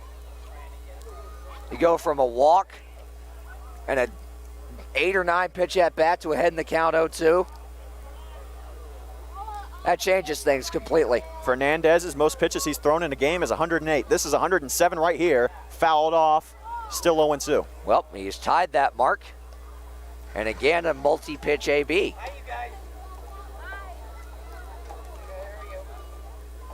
Hayes Henderson behind in the count, 0-2, 2 outs. Runners on first and second. 0-2 pitch, fouled off again. So this will now officially make it the most pitches thrown in an appearance for Fernandez, and if he can get this 3rd out, it'll tie his longest outing of the year at 6 innings. credit where credit's due, not only on the mound but in the box for Boone, there's never any quitting there at bats. Pitch number 109 from Fernandez is grounded back up the middle. St. Laurent on the hop. He'll field it onto first. He got him. 6 innings for Nolan Fernandez. He's worked his way out of his fair share of jams. He's stranded 6 in scoring position today through 6 innings, and Carolina has a lead because of it. The score as we go to the 7th, 2-1 in favor of the Disco Turkeys.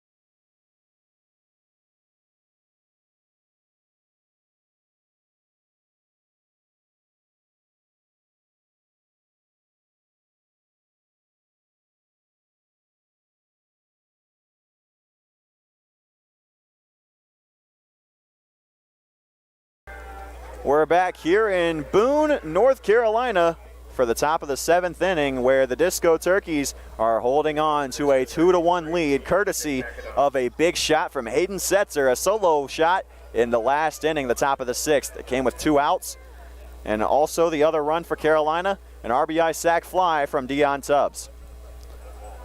First pitch of the 7th from Noah Fritz to Nick Macadon is high for ball 1, but he got him fooled with the breaking ball.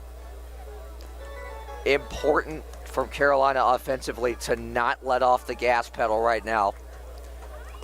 If you got a chance to bury this team with a lead, got a chance to add on and close the door, and in this case slam it shut, you got to do it. Carolina, we've talked about it all year. They've gotten the door open, they just haven't been able to slam it shut. Here's the 1-1 pitch to Macadon. He'll hold off on that one. What a take, 2-1. Good take, but against this ball club, you not only have to close the door, you've got to slam it shut with authority and break the door hinge off. 2-1 count to Macadon from Fritz. The pitch inside, just a bit off the inside corner. 3-1 now. I'm telling you, that inside corner has been... It's been hit or miss all day. Consistently inconsistent is the right terminology. Here's the 3-1 pitch to number 18. He'll turn on that one into right, but directly at Abascal for out number 1. It looked like it might drop there for a second. Solid contact the other way, but... The best hope that Macadon had on that swing was that it was going to carry, not drop. Yep. But the wind not doing him any favors. The mountain breeze here not in favor of those that don't live on the mountain currently. Macadon from Windermere, Florida, so nowhere near the mountains for him. And coming in for Bryson Beber is Keaton Westhoff. So Beber's day is done. He is 0 for 1 on the day, but he represents the first run scored on the day. So Westhoff will come in for the DH spot with 1 out in the top of the 7th. First pitch. Turn on that one, but he's behind on the fastball, 0-1. Ambush tactics.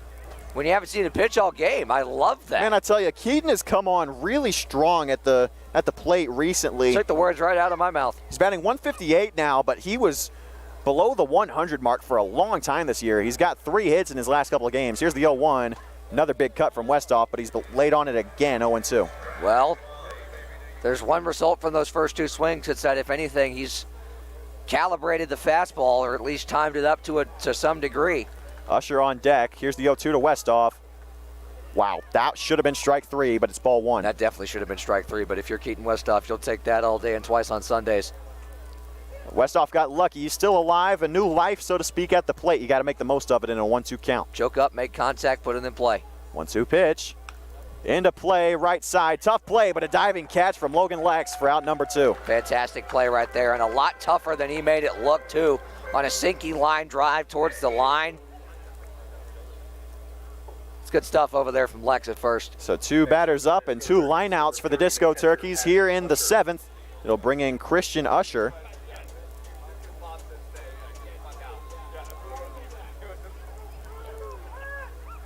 The catcher for Carolina on the year, 0 for 3, 3 Ks. Be a good time to change that. First pitch, inside, ball 1. Well, that almost came right back over the heart of the plate and was almost framed perfectly. Big spot for Usher, here it is. Same spot, same result, 2-0. Well, that was consistent that time. But both looked like borderline strikes to me from up here. And Macadon has made his way out into the Carolina bullpen along with Scout Nichols, AC Plum, and at least one other player. We can't see who it is from all the way up here. All hands on deck, it appears, in the Carolina bullpen. The only pitcher here for Carolina that we can see is not in the bullpen is Chase Jesse. So that leads us to believe that the other pitcher that is in the pen for Carolina, it'd have to be Ben Tanman, wouldn't it? Correct. Fernandez has already thrown. Cameron Kime is not here. Unless it's Hayden Setzer. That is a possibility. That could be why Westhoff came in to bat at DH. Beber could move to first. It's a 3-0 count. It's a number 3-0 for Carolina. And he's looking to reach base for the first time as a Disco Turkey. Fritz hoping to stop him from doing that. And he'll work his way towards that. A called strike 1. He knew he was taking all the way right there. 3-1 to Usher from Fritz. Here it is. Swung on and fouled into the feet of Chance Campbell. It's a 3-2 count. Second straight time that Usher has come to the plate and worked a full count. If there's any consolation for him, if he's not able to reach right here, it's back-to-back counts. He's worked full, so. 3-2 pitch. Called strike 3. Second straight time that Usher has gone down looking, and it's the silver sombrero for the Disco Turkey catcher. But for Boone, they get out of the 7th with no runners on. 3 up, 3 down goes Carolina. Will go the bottom half of the 7th. Still score 2-1 in favor of the Disco Turkeys.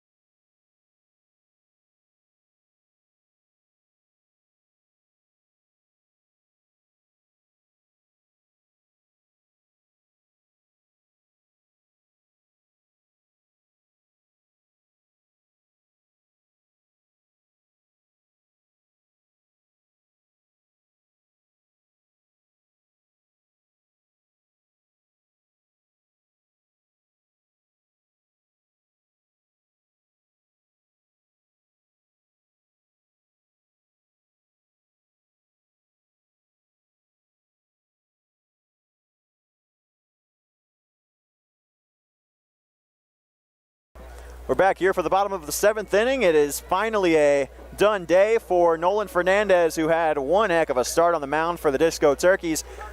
First out of the bullpen in his place is Nick McAdon, who transitions from second base to the pitcher's mound. Henry Kohler replaces him at second base. Keaton Westhoff coming into right field. I'll be honest, it's a bit of a questionable decision in my book to keep Caleb Smith in the outfield and not put Kohler out there in right, move Westhoff to left, and put Caleb at his native position in the infield.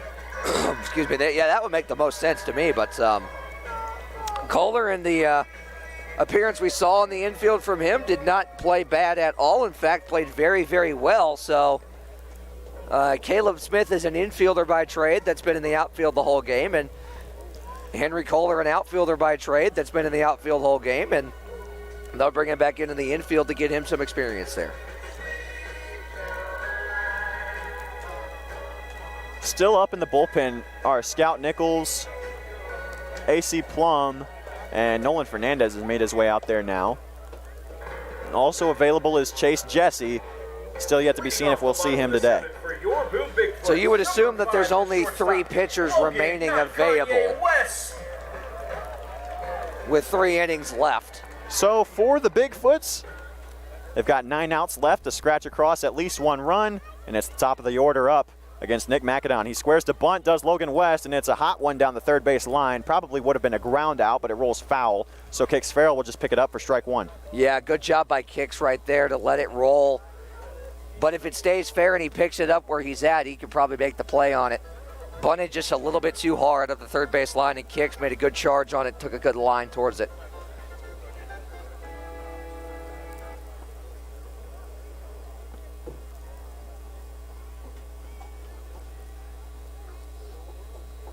Oh, 1 count to West.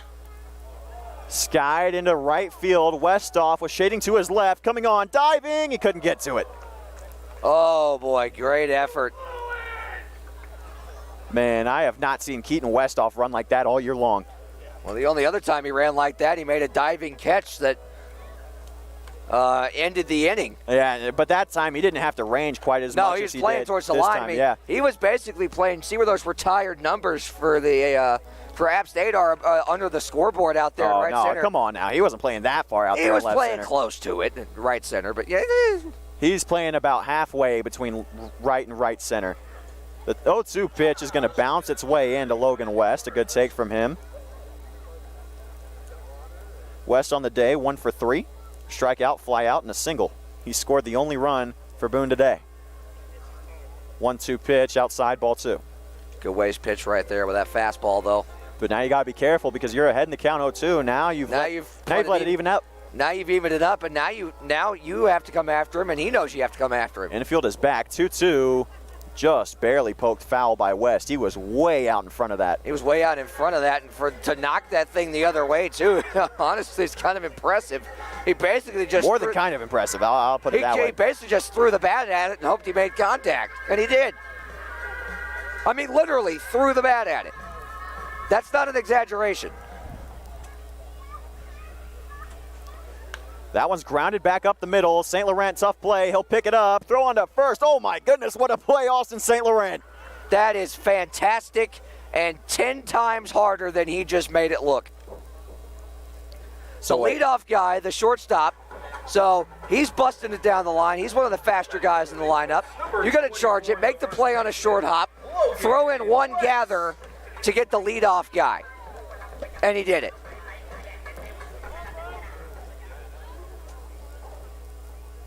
It'll be Logan Lex. The first pitch he sees, outside corner. What a painted pitch from Macadon, 0-1.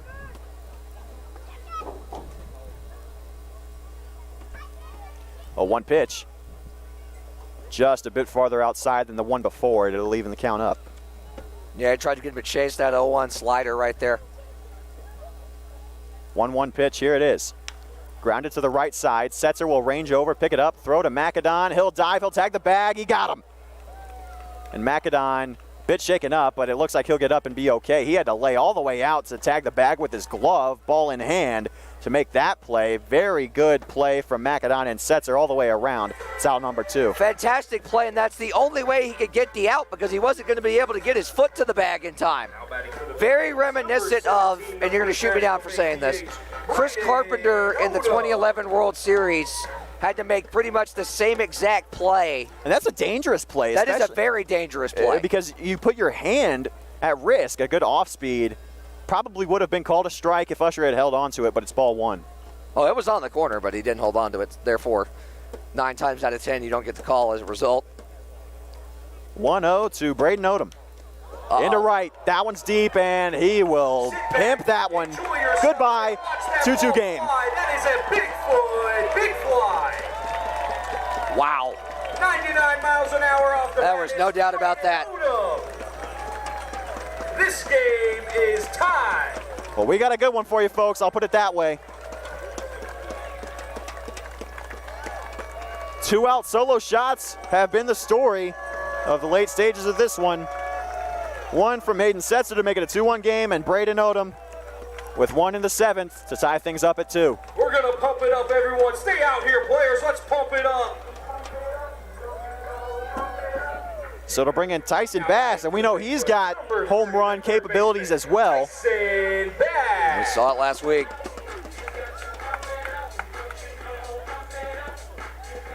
McAdon looking to get back at that one, and it's popped up to the right side by Bass. Setzer ranging over, converging, laying out, and unable to make the basket catch. Would have been a great play all the way out there and basically dead right field and foul ground, but it's strike 1. And that's a dangerous place to go with it, too. On your feet, ladies and gentlemen. Right there in that little crevice right by the barricade down the right field line. That's a tough play running full speed, looking back over your shoulder for the baseball.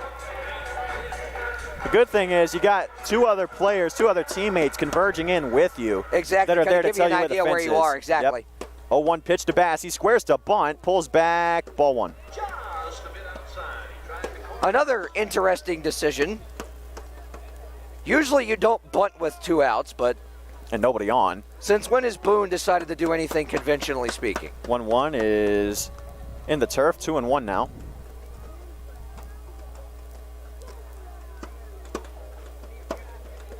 Two-one pitch. Big cut from Bass. Oh my goodness, he ended up in the left-handed batter's box. It's 2-2. Did you feel like a 60-mile-an-hour wind gust off of that? Because I did. Good Lord. That was one heck of a swing from Bass, and if he made contact, that one's clearing the light pole in left center. 2-2, popped up to the right side out of play. Good thing is he missed it by a mile. McAdon, that's the most I've seen him blow a heater past anybody all year long. Oh, my goodness. That had high velo on it. 2-2. Off speed, got him to swing at it, and they'll get out of the 7th. But 1 run up on the board for Boone, courtesy of a big shot from Braden Odom. It'll tie the game up at 2 apiece as we go to the 8th. Back with a good ending to a great game here in Boone.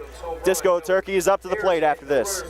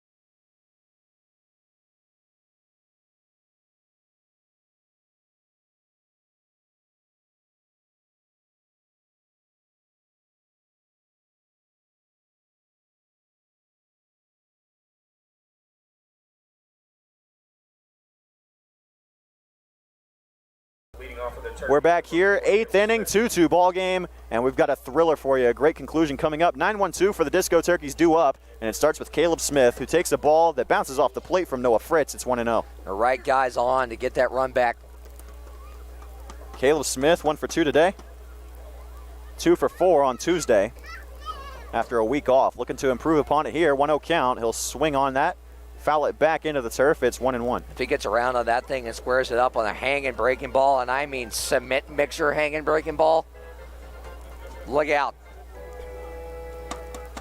And Caleb Smith is not a guy that has a ton of extra base hits to his credit this season, but I've seen him a hanging breaking knock ball a couple like that, of those. A hanging breaking ball like that, I probably could have driven into the gap. 1-1 inside. Looked like it might have nipped the jersey of Smith, but it's ball 2 one way or the other. He's ahead in the count. That's all that matters. Dion Tubbs on deck. 0 for 2 today is Tubbs. 2-1 pitch to Smith, down ball 3. Man, this would be the perfect start. Exactly. How good would it be to get this big inning started, hopefully, with a leadoff walk? And think about it this way. Dion Tubbs kicks Farrell. Caleb Smith, top 3 on the team, and steals as Caleb takes ball 4. And the leadoff man is aboard for Carolina in the 8th. Perfect way to get it started right there. Tubbs, first on the team in steals with 18. Farrell, second on the team in steals with 9. Smith, third on the team with 8.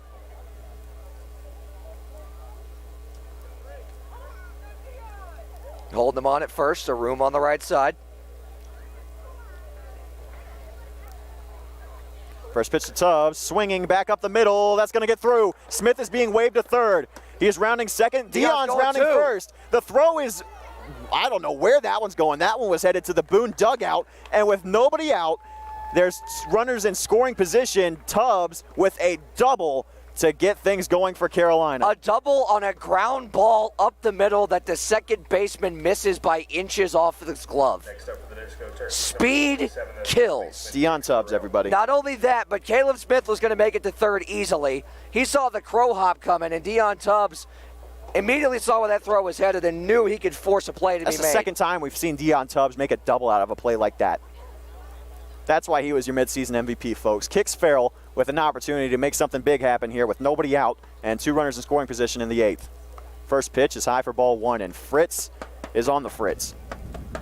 From our vantage point, we can't see the Boone bullpen, but you'd have to assume that if there's not action now, there will be soon. 1-0 to Farrell. High and away, ball 2.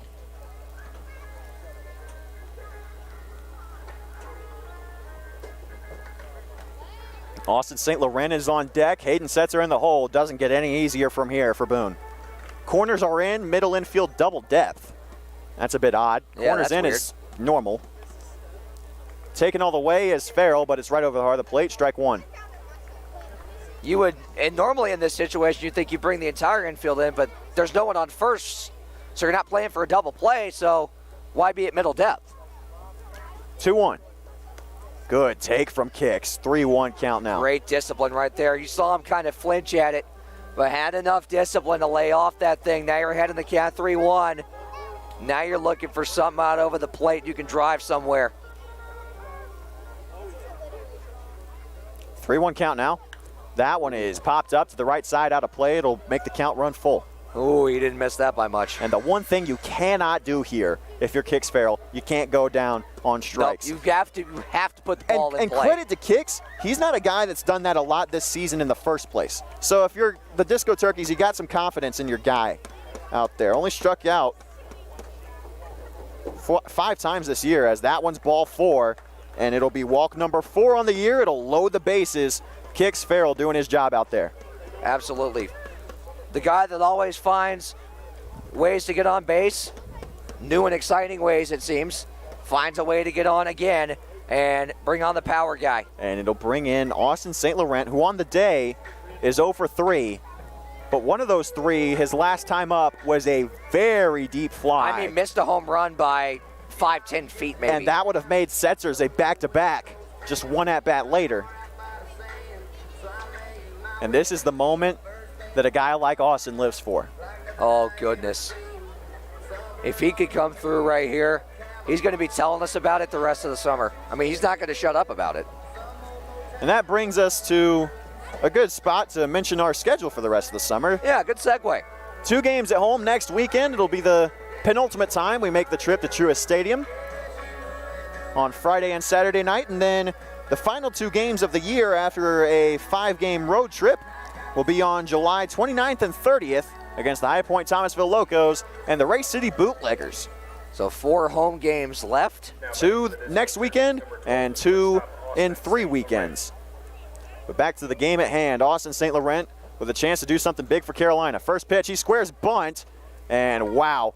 If that one was in the zone, nobody was expecting that from Austin. It's ball 1. That's a run scored easily. And that wasn't a suicide squeeze either. That was a safety squeeze, and nobody still out, bases loaded. Yep. 1-0 pitch, he squares again, pulls back, ball 2. Fritz cannot find the zone. And if anything, playing with the squeeze forces the pitcher to have to, you're forcing him to throw a strike. And when you force a guy to throw a strike, it makes it harder for him to do so. 2-0 count to St. Laurent from Fritz. Not squaring around on that one, but just barely nipped the low and inside corner. Pitch number 50 is a called strike 1. Nipped is the correct term. That caught any part of the zone, which apparently it did. It barely did. 2-1 to St. Laurent. In the dirt, and Smith looked like he was breaking for home, but good idea to stay at third as now the count runs to 3-1, and one more good take from St. Laurent will bring him in anyway. And consider this, if a ball gets to the backstop, oh, that's an automatic run. Dion's at second base. You got to get a good secondary, though, and on a 3-1, I don't know if you're doing that. You know Boone's a team that likes to backpick. That's very true. Here's the 3-1 to St. Laurent from Fritz. Swung on up the middle. This could be 2. Coming in to score is Smith. Henderson will step on second and throw on to first for out number 2. But it's an RBI ground out for Austin St. Laurent, and the score is now 3-2 Carolina. Well, it's not an RBI because he grounded into the double play, but still, more importantly, he put the ball in play. The run comes home, and now the guy who went yard the last time up has another opportunity to drive in a run here. Smith came in to score. Tubbs advanced to third. Bring up Hayden Setzer, who went deep his last time up. That's the second time St. Laurent has grounded into a double play in this one. First pitch to Setzer, outside corner, called strike 1. I'll tell you what, good job on the mound, though, by Fritz to get that settle down, get that double play ball, and get ahead in the count here on Setzer. Credit where credit's due. Setzer will take that one inside or leaving the count up. And find a way to get on and keep this inning alive for Kohler. That would be ideal. As hot a bat as he's swinging. 1-1 count. And a ball in the dirt will be picked up by Campbell. Count 2-1. Ahead in the count now. Hit one to the deepest part of the yard last time up. That one had to be at least 410. 2-1. Outside, ball 3. Good spot, though. Didn't miss by much, but you're seeing the ball as well as Hayden is tonight especially. That's one you have no problem spitting on. Carolina has not led by more than 1 all night. 3-1 into left, out of play. It'll make the count full. That was a home run the opposite way, if that stays fair. I mean, it had home run distance. Perhaps the biggest at-bat of the year for Hayden Setzer.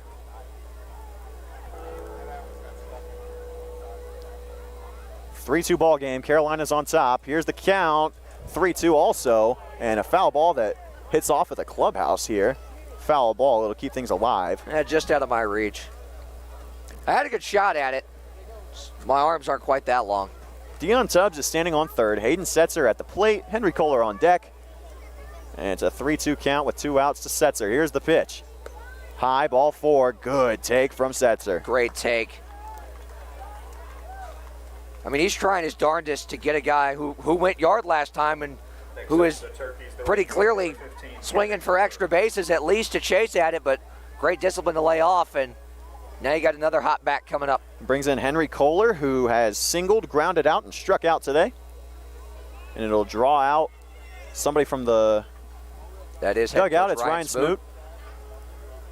We're going to have another mound visit for Boone, I'd have to expect that we're going to see somebody from the bullpen here.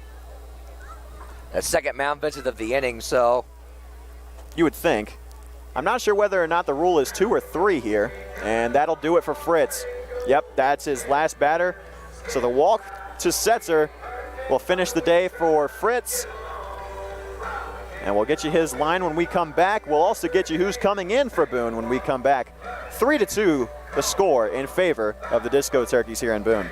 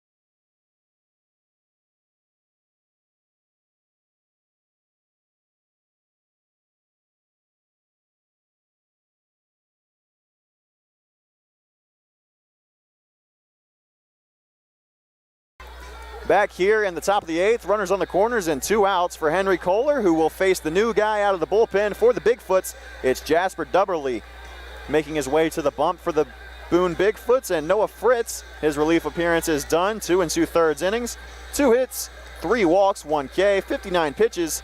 As it stands, 2 runs, both of them earned, but he's on the hook for both Tubbs and Setzer should they come around to score.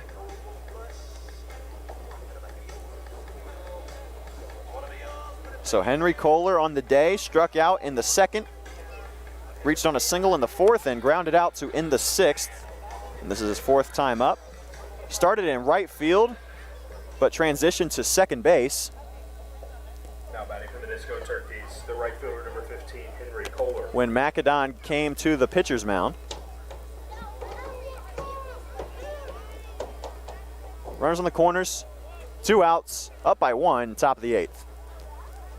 First pitch he sees is on the outside edge, called strike 1. And a heater and a half at that. Heard the pop all the way up here, even with this big crowd. This is a big spot for number 15.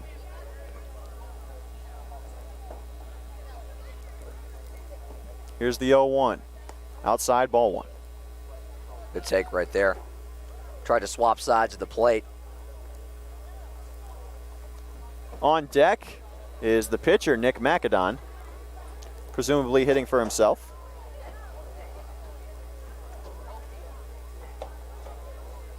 One count to Kohler. The pitch, high and away, ball 2.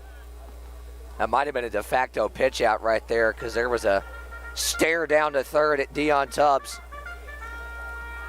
And only Dion Tubbs could be the guy that you're worried about when you got runners on the corners and Dion's on third. Exactly. He's the only guy you can Only guy you could be worried about at third. The only guy that even posed a threat to steal home, period. It's a 2-1 count to Henry Kohler. You might want to worry about him first. The pitch, fouled back. Good piece of contact from number 15, though. It's 2-2. Oh, he didn't miss that by much. He did not miss that by much, just behind it. This is a big spot from both Dubberly and Kohler. Big spot for everybody, for both dugouts. This is one where the game most certainly hangs in the balance. 2-2. Being held on is Setzer at first. Big secondary, checked swing. Did he go? Not that time, 3-2. Good discipline to hold off on it.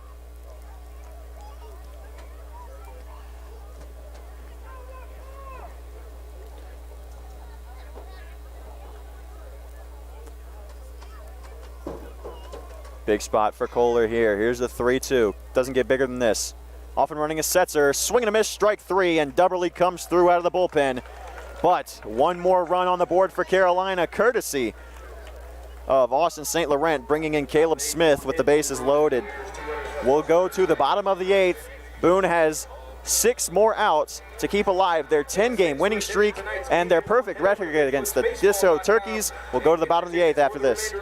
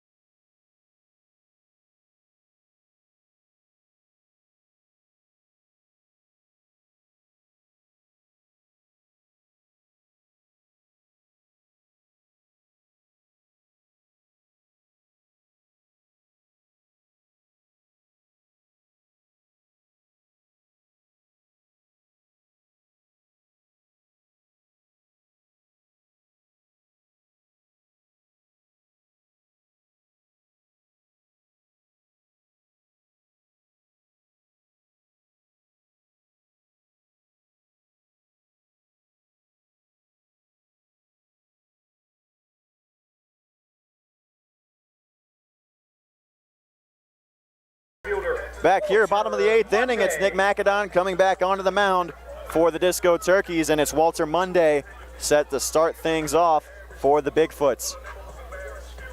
McAdon in his 2nd inning. Let in 1 last time, and Monday will foul that first pitch off the dirt and into his chest, off the turf, I should say. It's 0-1. Looked like it might have clipped his helmet, too. Nonetheless, it's still strike 1. 0-1 is the count, and that one's lined to second, and Kohler couldn't pick it up on a dive. It's a leadoff single for Walter Monday. He never touched first, but he'll get back and touch it that time. And yeah, 103 off the bat. What a shot that was. That thing was stung. And it looked like 103. Oh, yeah. High exit velo right there, and amazingly calculated within seconds by the press box. Number 4, the left fielder. I actually do think they have a radar gun up there. Oh, no, they do. So Justin Reed will step in. 0 for 1 on the day, and that ball got away from McAdon. I don't know what just happened there. Yeah, well, there was a pickoff, and then the throw back from Beber overshot McAdon, but that's Farrell, Setzer over there at first. Excuse me, Setzer over there at first.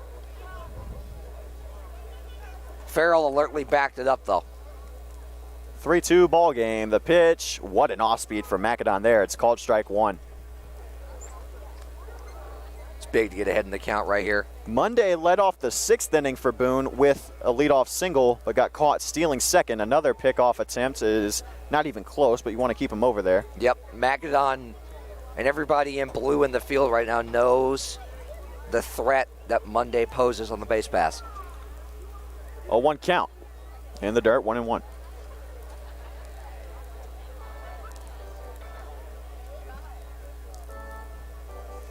Scout Nichols is presumed to be the closer should we get to the 9th. 1-1. It gets away from Usher, and Monday is easily going to get into scoring position. You always have to be careful with as big as that backstop is, that you get to it as quick as possible. So a pass ball from Christian Usher will put Monday in scoring position. I believe the count to be 2-1. It is 2-1. It's on the scoreboard as 1-2. 2-1 count. Good spot. Ball 3 though.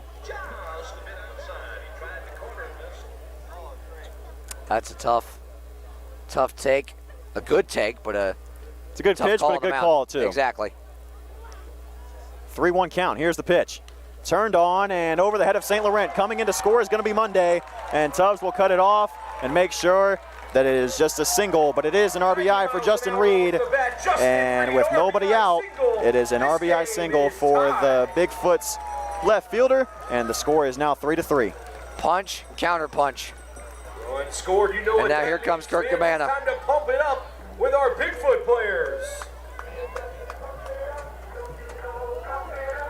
So this should be interesting. That's going to do it for Macedon.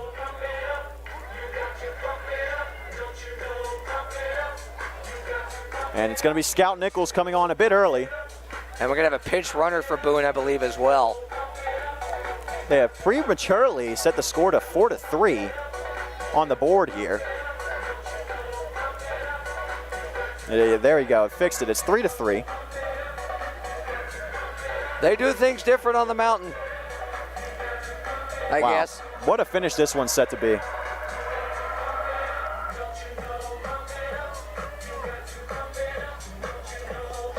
So Miguel Abascal, Chance Campbell, and Hayes Henderson, the bottom 3 in the order, are due up.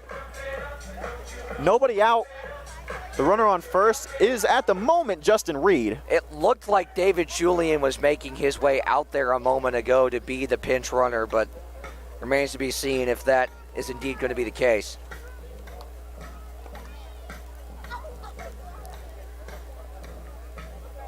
Pitching change for the Disco Turkeys. Now on the mound, number 11, Scout Nichols. Scout comes on the mound now. And this is the right guy, right spot. Reliever of the year at our midseason awards. Right guy, right spot to get you out of a jam and keep this game tied. But again, just when Carolina thinks they have an uppercut blow, Boone comes right back with a counter punch to the dome of their own. This is a heavyweight bout right now. It really is, and for Scout Nichols, he got rocked around a little bit when he played against the Bigfoots at home last weekend, but looking to get back into it here. He did very well in 1 inning against the Stars. It was a quick inning at that. Again, right guy, right spot.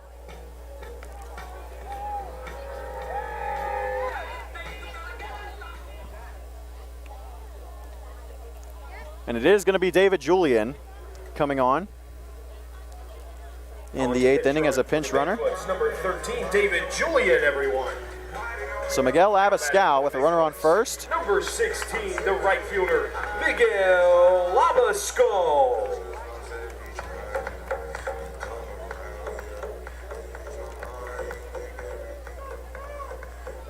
So it'll be Scout Nichols tasked with this tough situation for Carolina.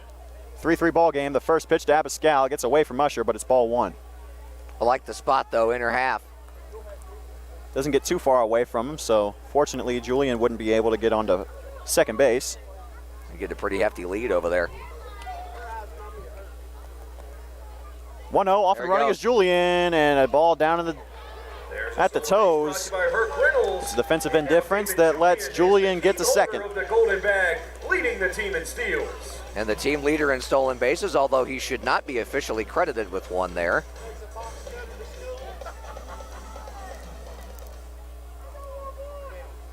Two-0 count to Abascal. The pitch from Nichols. Good job to get in the count, 2-1. And watch out, he might break for third too if he sees a chance to. Farrell is playing towards the line, but back in the hole at third base.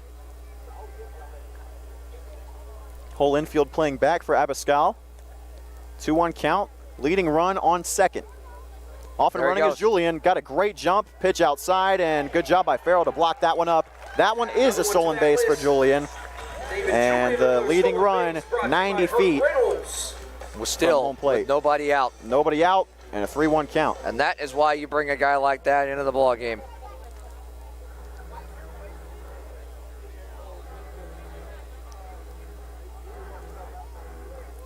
So you got to pitch for the strikeout here. Oh, no doubt about that.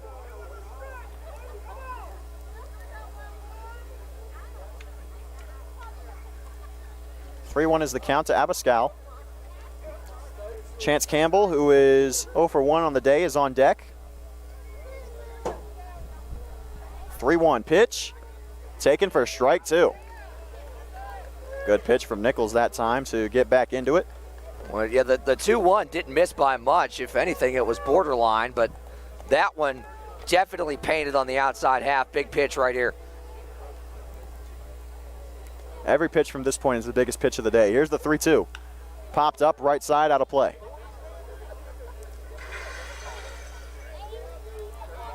Don't let him pick up his foot. It's blocked every time.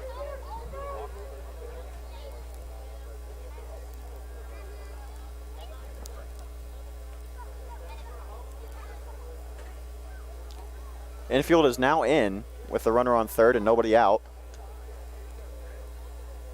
Block. 3-2 pitch.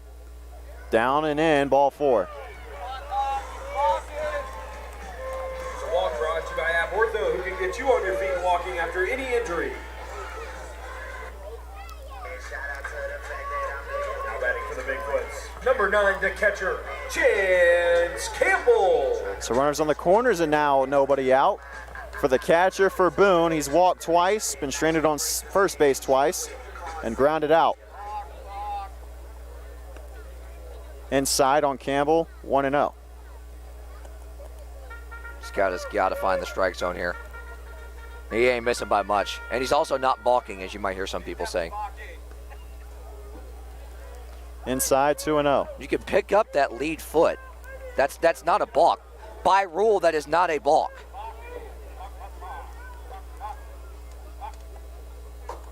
Grounded, high to short. The throw won't come home, and instead it'll go to first, and the Boone Bigfoots have their first lead of the ball game.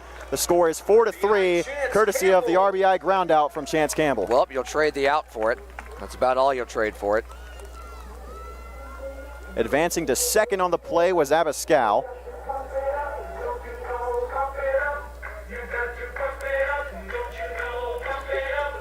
And it's an RBI ground out for Chance Campbell, as mentioned. They'll bring in Hayes Henderson with a runner on second and still 1 out. Number 19, the second baseman, Hayes Henderson.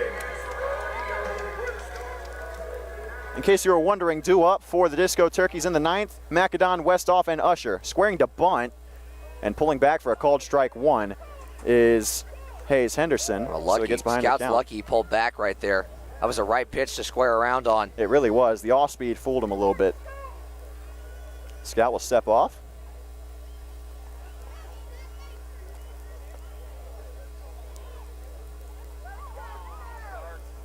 Start. 0-1. Here's the pitch. He's not beginning his motion. The foot's not moving forward. It's moving up and down. If you're going to heckle, you might as well know the rules. 1-1 count with 1 out. And the pitch taken. Good pitch from Nichols. It's called great strike spot 2. at the knees right there. Good stuff. And we've said it. That inside corner has been consistently inconsistent. Inconsistent. And that one, sometimes tonight it's been called a ball, sometimes it's been a strike, but it's gone both ways. You can't be mad about it. It is what it is. It's 1-2 pitch. Outside. That one is a ball. It's 2-2. yeah, good waist pitch right there. Tried to get him to chase. And that slider, as we know, has got some definite bite to it.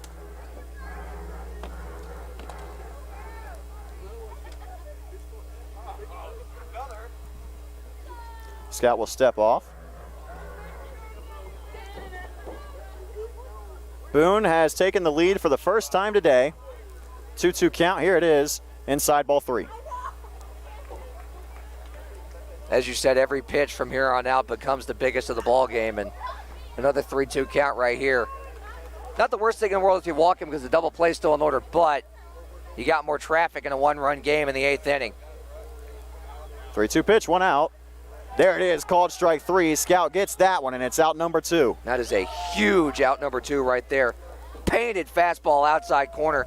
Absolutely stone cold frozen.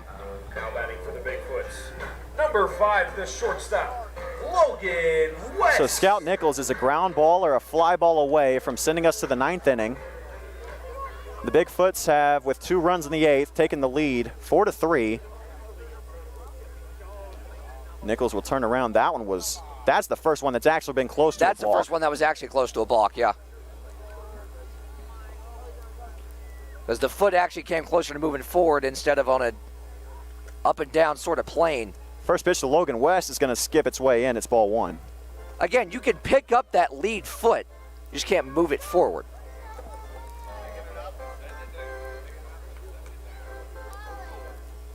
1-0 the count to West. Into the out of play area over there where the kids are ruthless for those foul balls all night long. They have no regard for themselves or anyone else. They just want the ball. I was the same way. I can't blame them.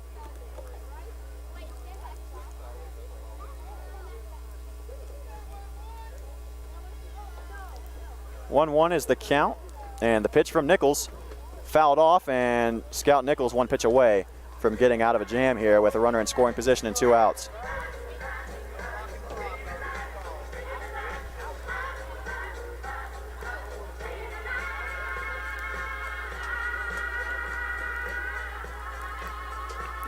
I'll say it, that's the wrong song choice. The count was 1-1 before that foul ball. Yeah.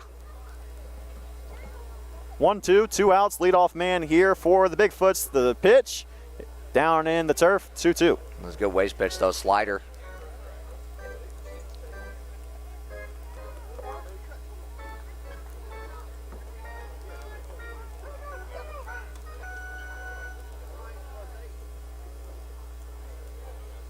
Two pitch. Up in the air, left side, and St. Laurent will make the catch for out number 3. But the damage was done for Carolina. The Bigfoots hang 2 on the scoreboard in the bottom of the 8th, and Carolina one last chance to get this one to the bottom of the 9th. The score 4-3 in favor of the Bigfoots as we go to the 9th inning.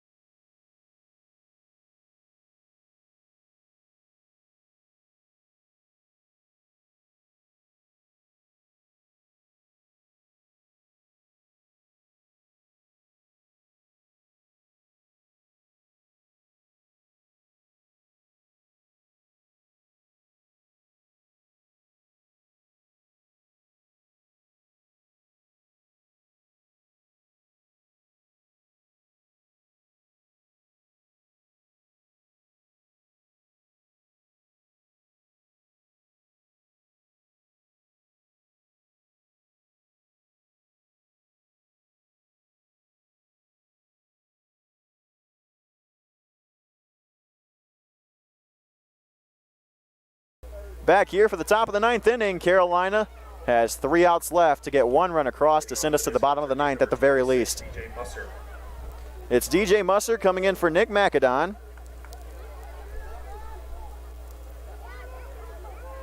The first pitch he sees is a swing and a miss for strike 1. Dubberly back on the mound after he came in for the final out of the 8th. On deck is Keaton Westhoff and Christian Usser behind him. He closed things out a couple games ago in Carolina, but more than capable of filling that role for the Bigfoots. 1-1 is the count to Musser. Carolina down by 1, first time that they have trailed today.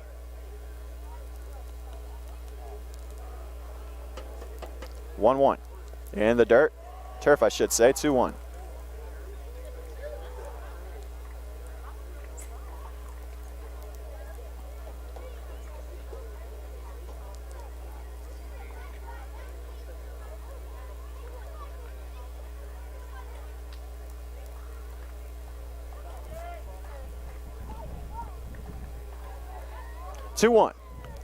Good cut from Mustard, but he's behind on the fastball. It's 2-2 now. Yeah, good cut from DJ right there. Got to get around on it, though.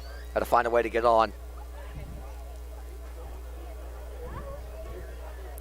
Need a base runner here. Mustard represents the tying run.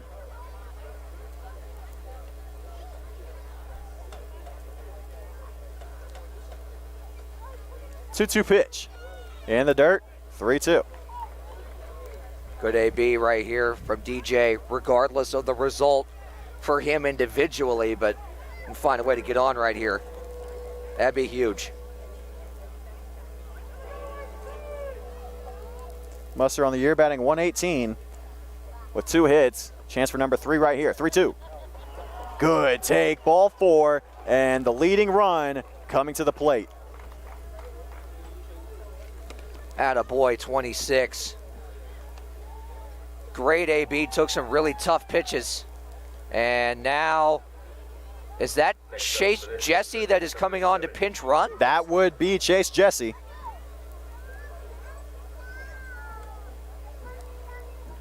Well, DJ did his job, though. He got on.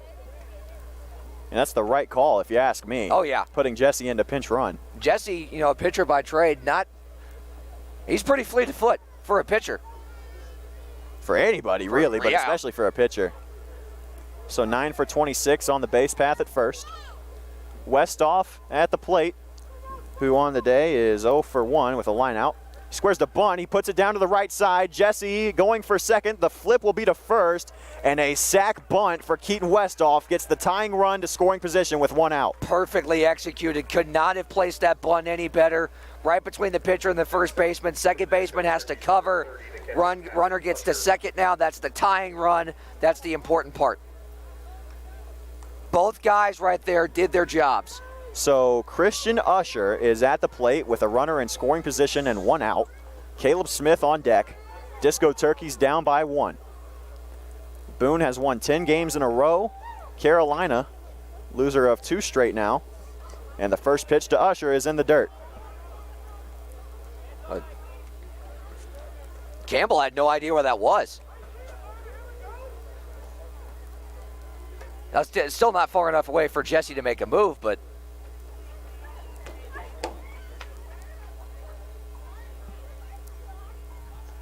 1-0 the count to Usher. Jesse on second, Smith on deck. The pitch, taken low, ball 2. Great take right there.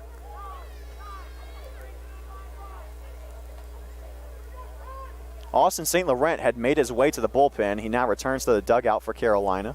And Chase Jesse is in that spot in the lineup and the order now. But it was the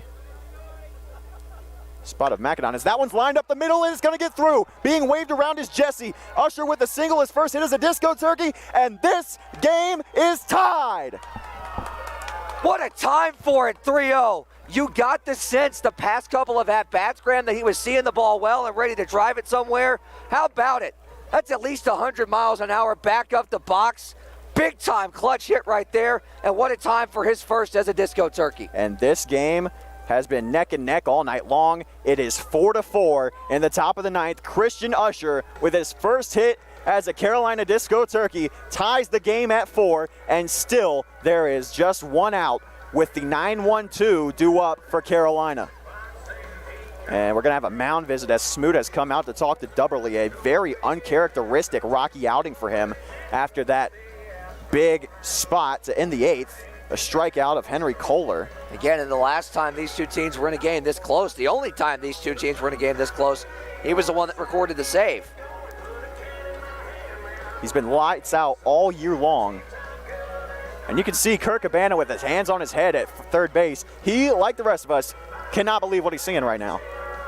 This game has come alive. I love the fight. This team has not died all year long.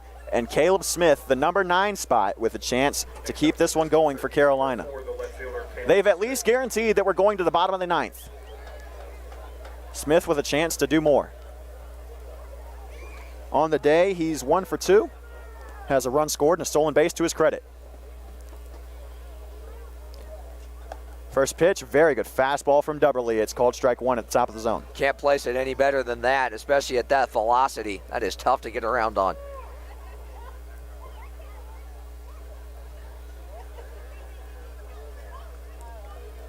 Oh, 1 the count to Smith, who has had a hot bat the last couple of days.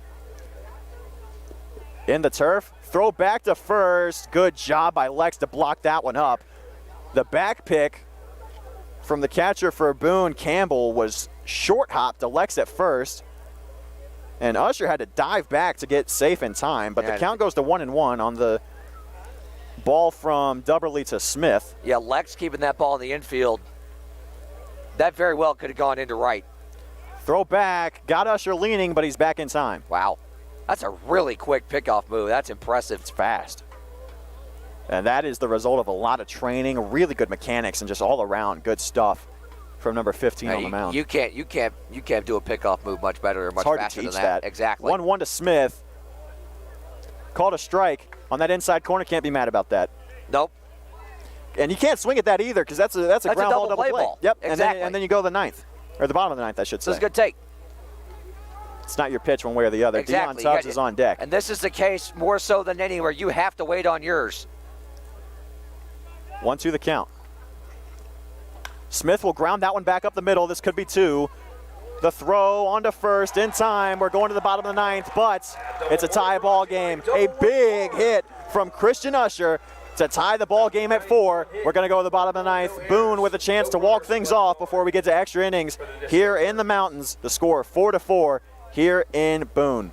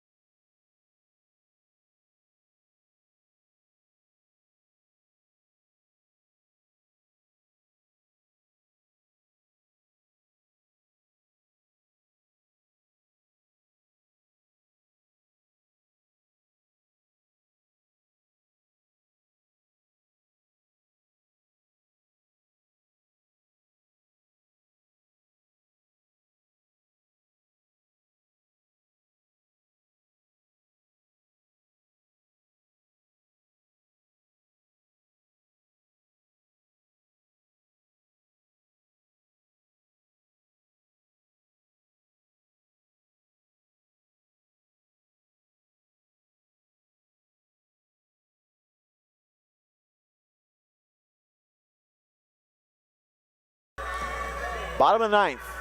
Boone, North Carolina, Beaver Field, Jim and Betty Smith Stadium. Appalachian State University, Disco Turkeys and Bigfoots for the 5th and final time this season. And it's AC Plum on the mound for the bottom of the 9th. 2-3-4 due up for the Bigfoots, who on the day are a combined 1 for 10. 1 for 9, I should say, excuse me.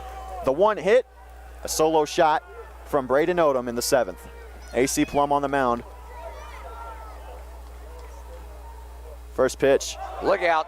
Behind. Hit him. Hit Lex.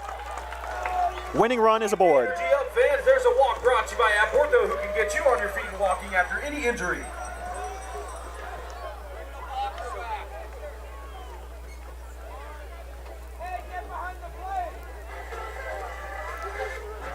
Now, some of the Boone dugout took exception to that. Number 17. Why, I don't know. But it is what it is. Braden Odom up. First pitch to him. Outside just a bit, ball 1. Well, when you throw behind the first guy, you're not going to get the call. But that was a great spot.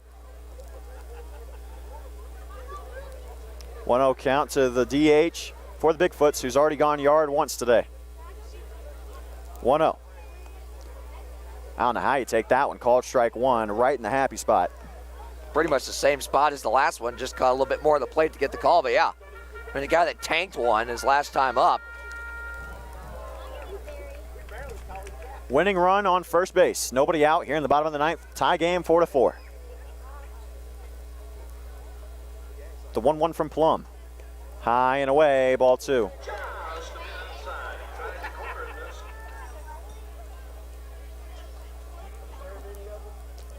And AC Plum is it for Carolina, and here's why. Everybody on the bench for Carolina has seen the field. If you take anybody else on the mound, AC Plum has to play a position. 2-1. Swung on and missed by Odom, and it is a 2-2 count. Big time velo right there from big number 29, and a big pitch to even the count. Would be a big first out if you can get it. 2-2 count, bottom of the 9th. It's the number 3 spot. The pitch. High, ball 3. Well, Lex got a really big secondary lead over there at first, but if this is ball 4, that won't matter. Cannot afford the first 2 to reach here.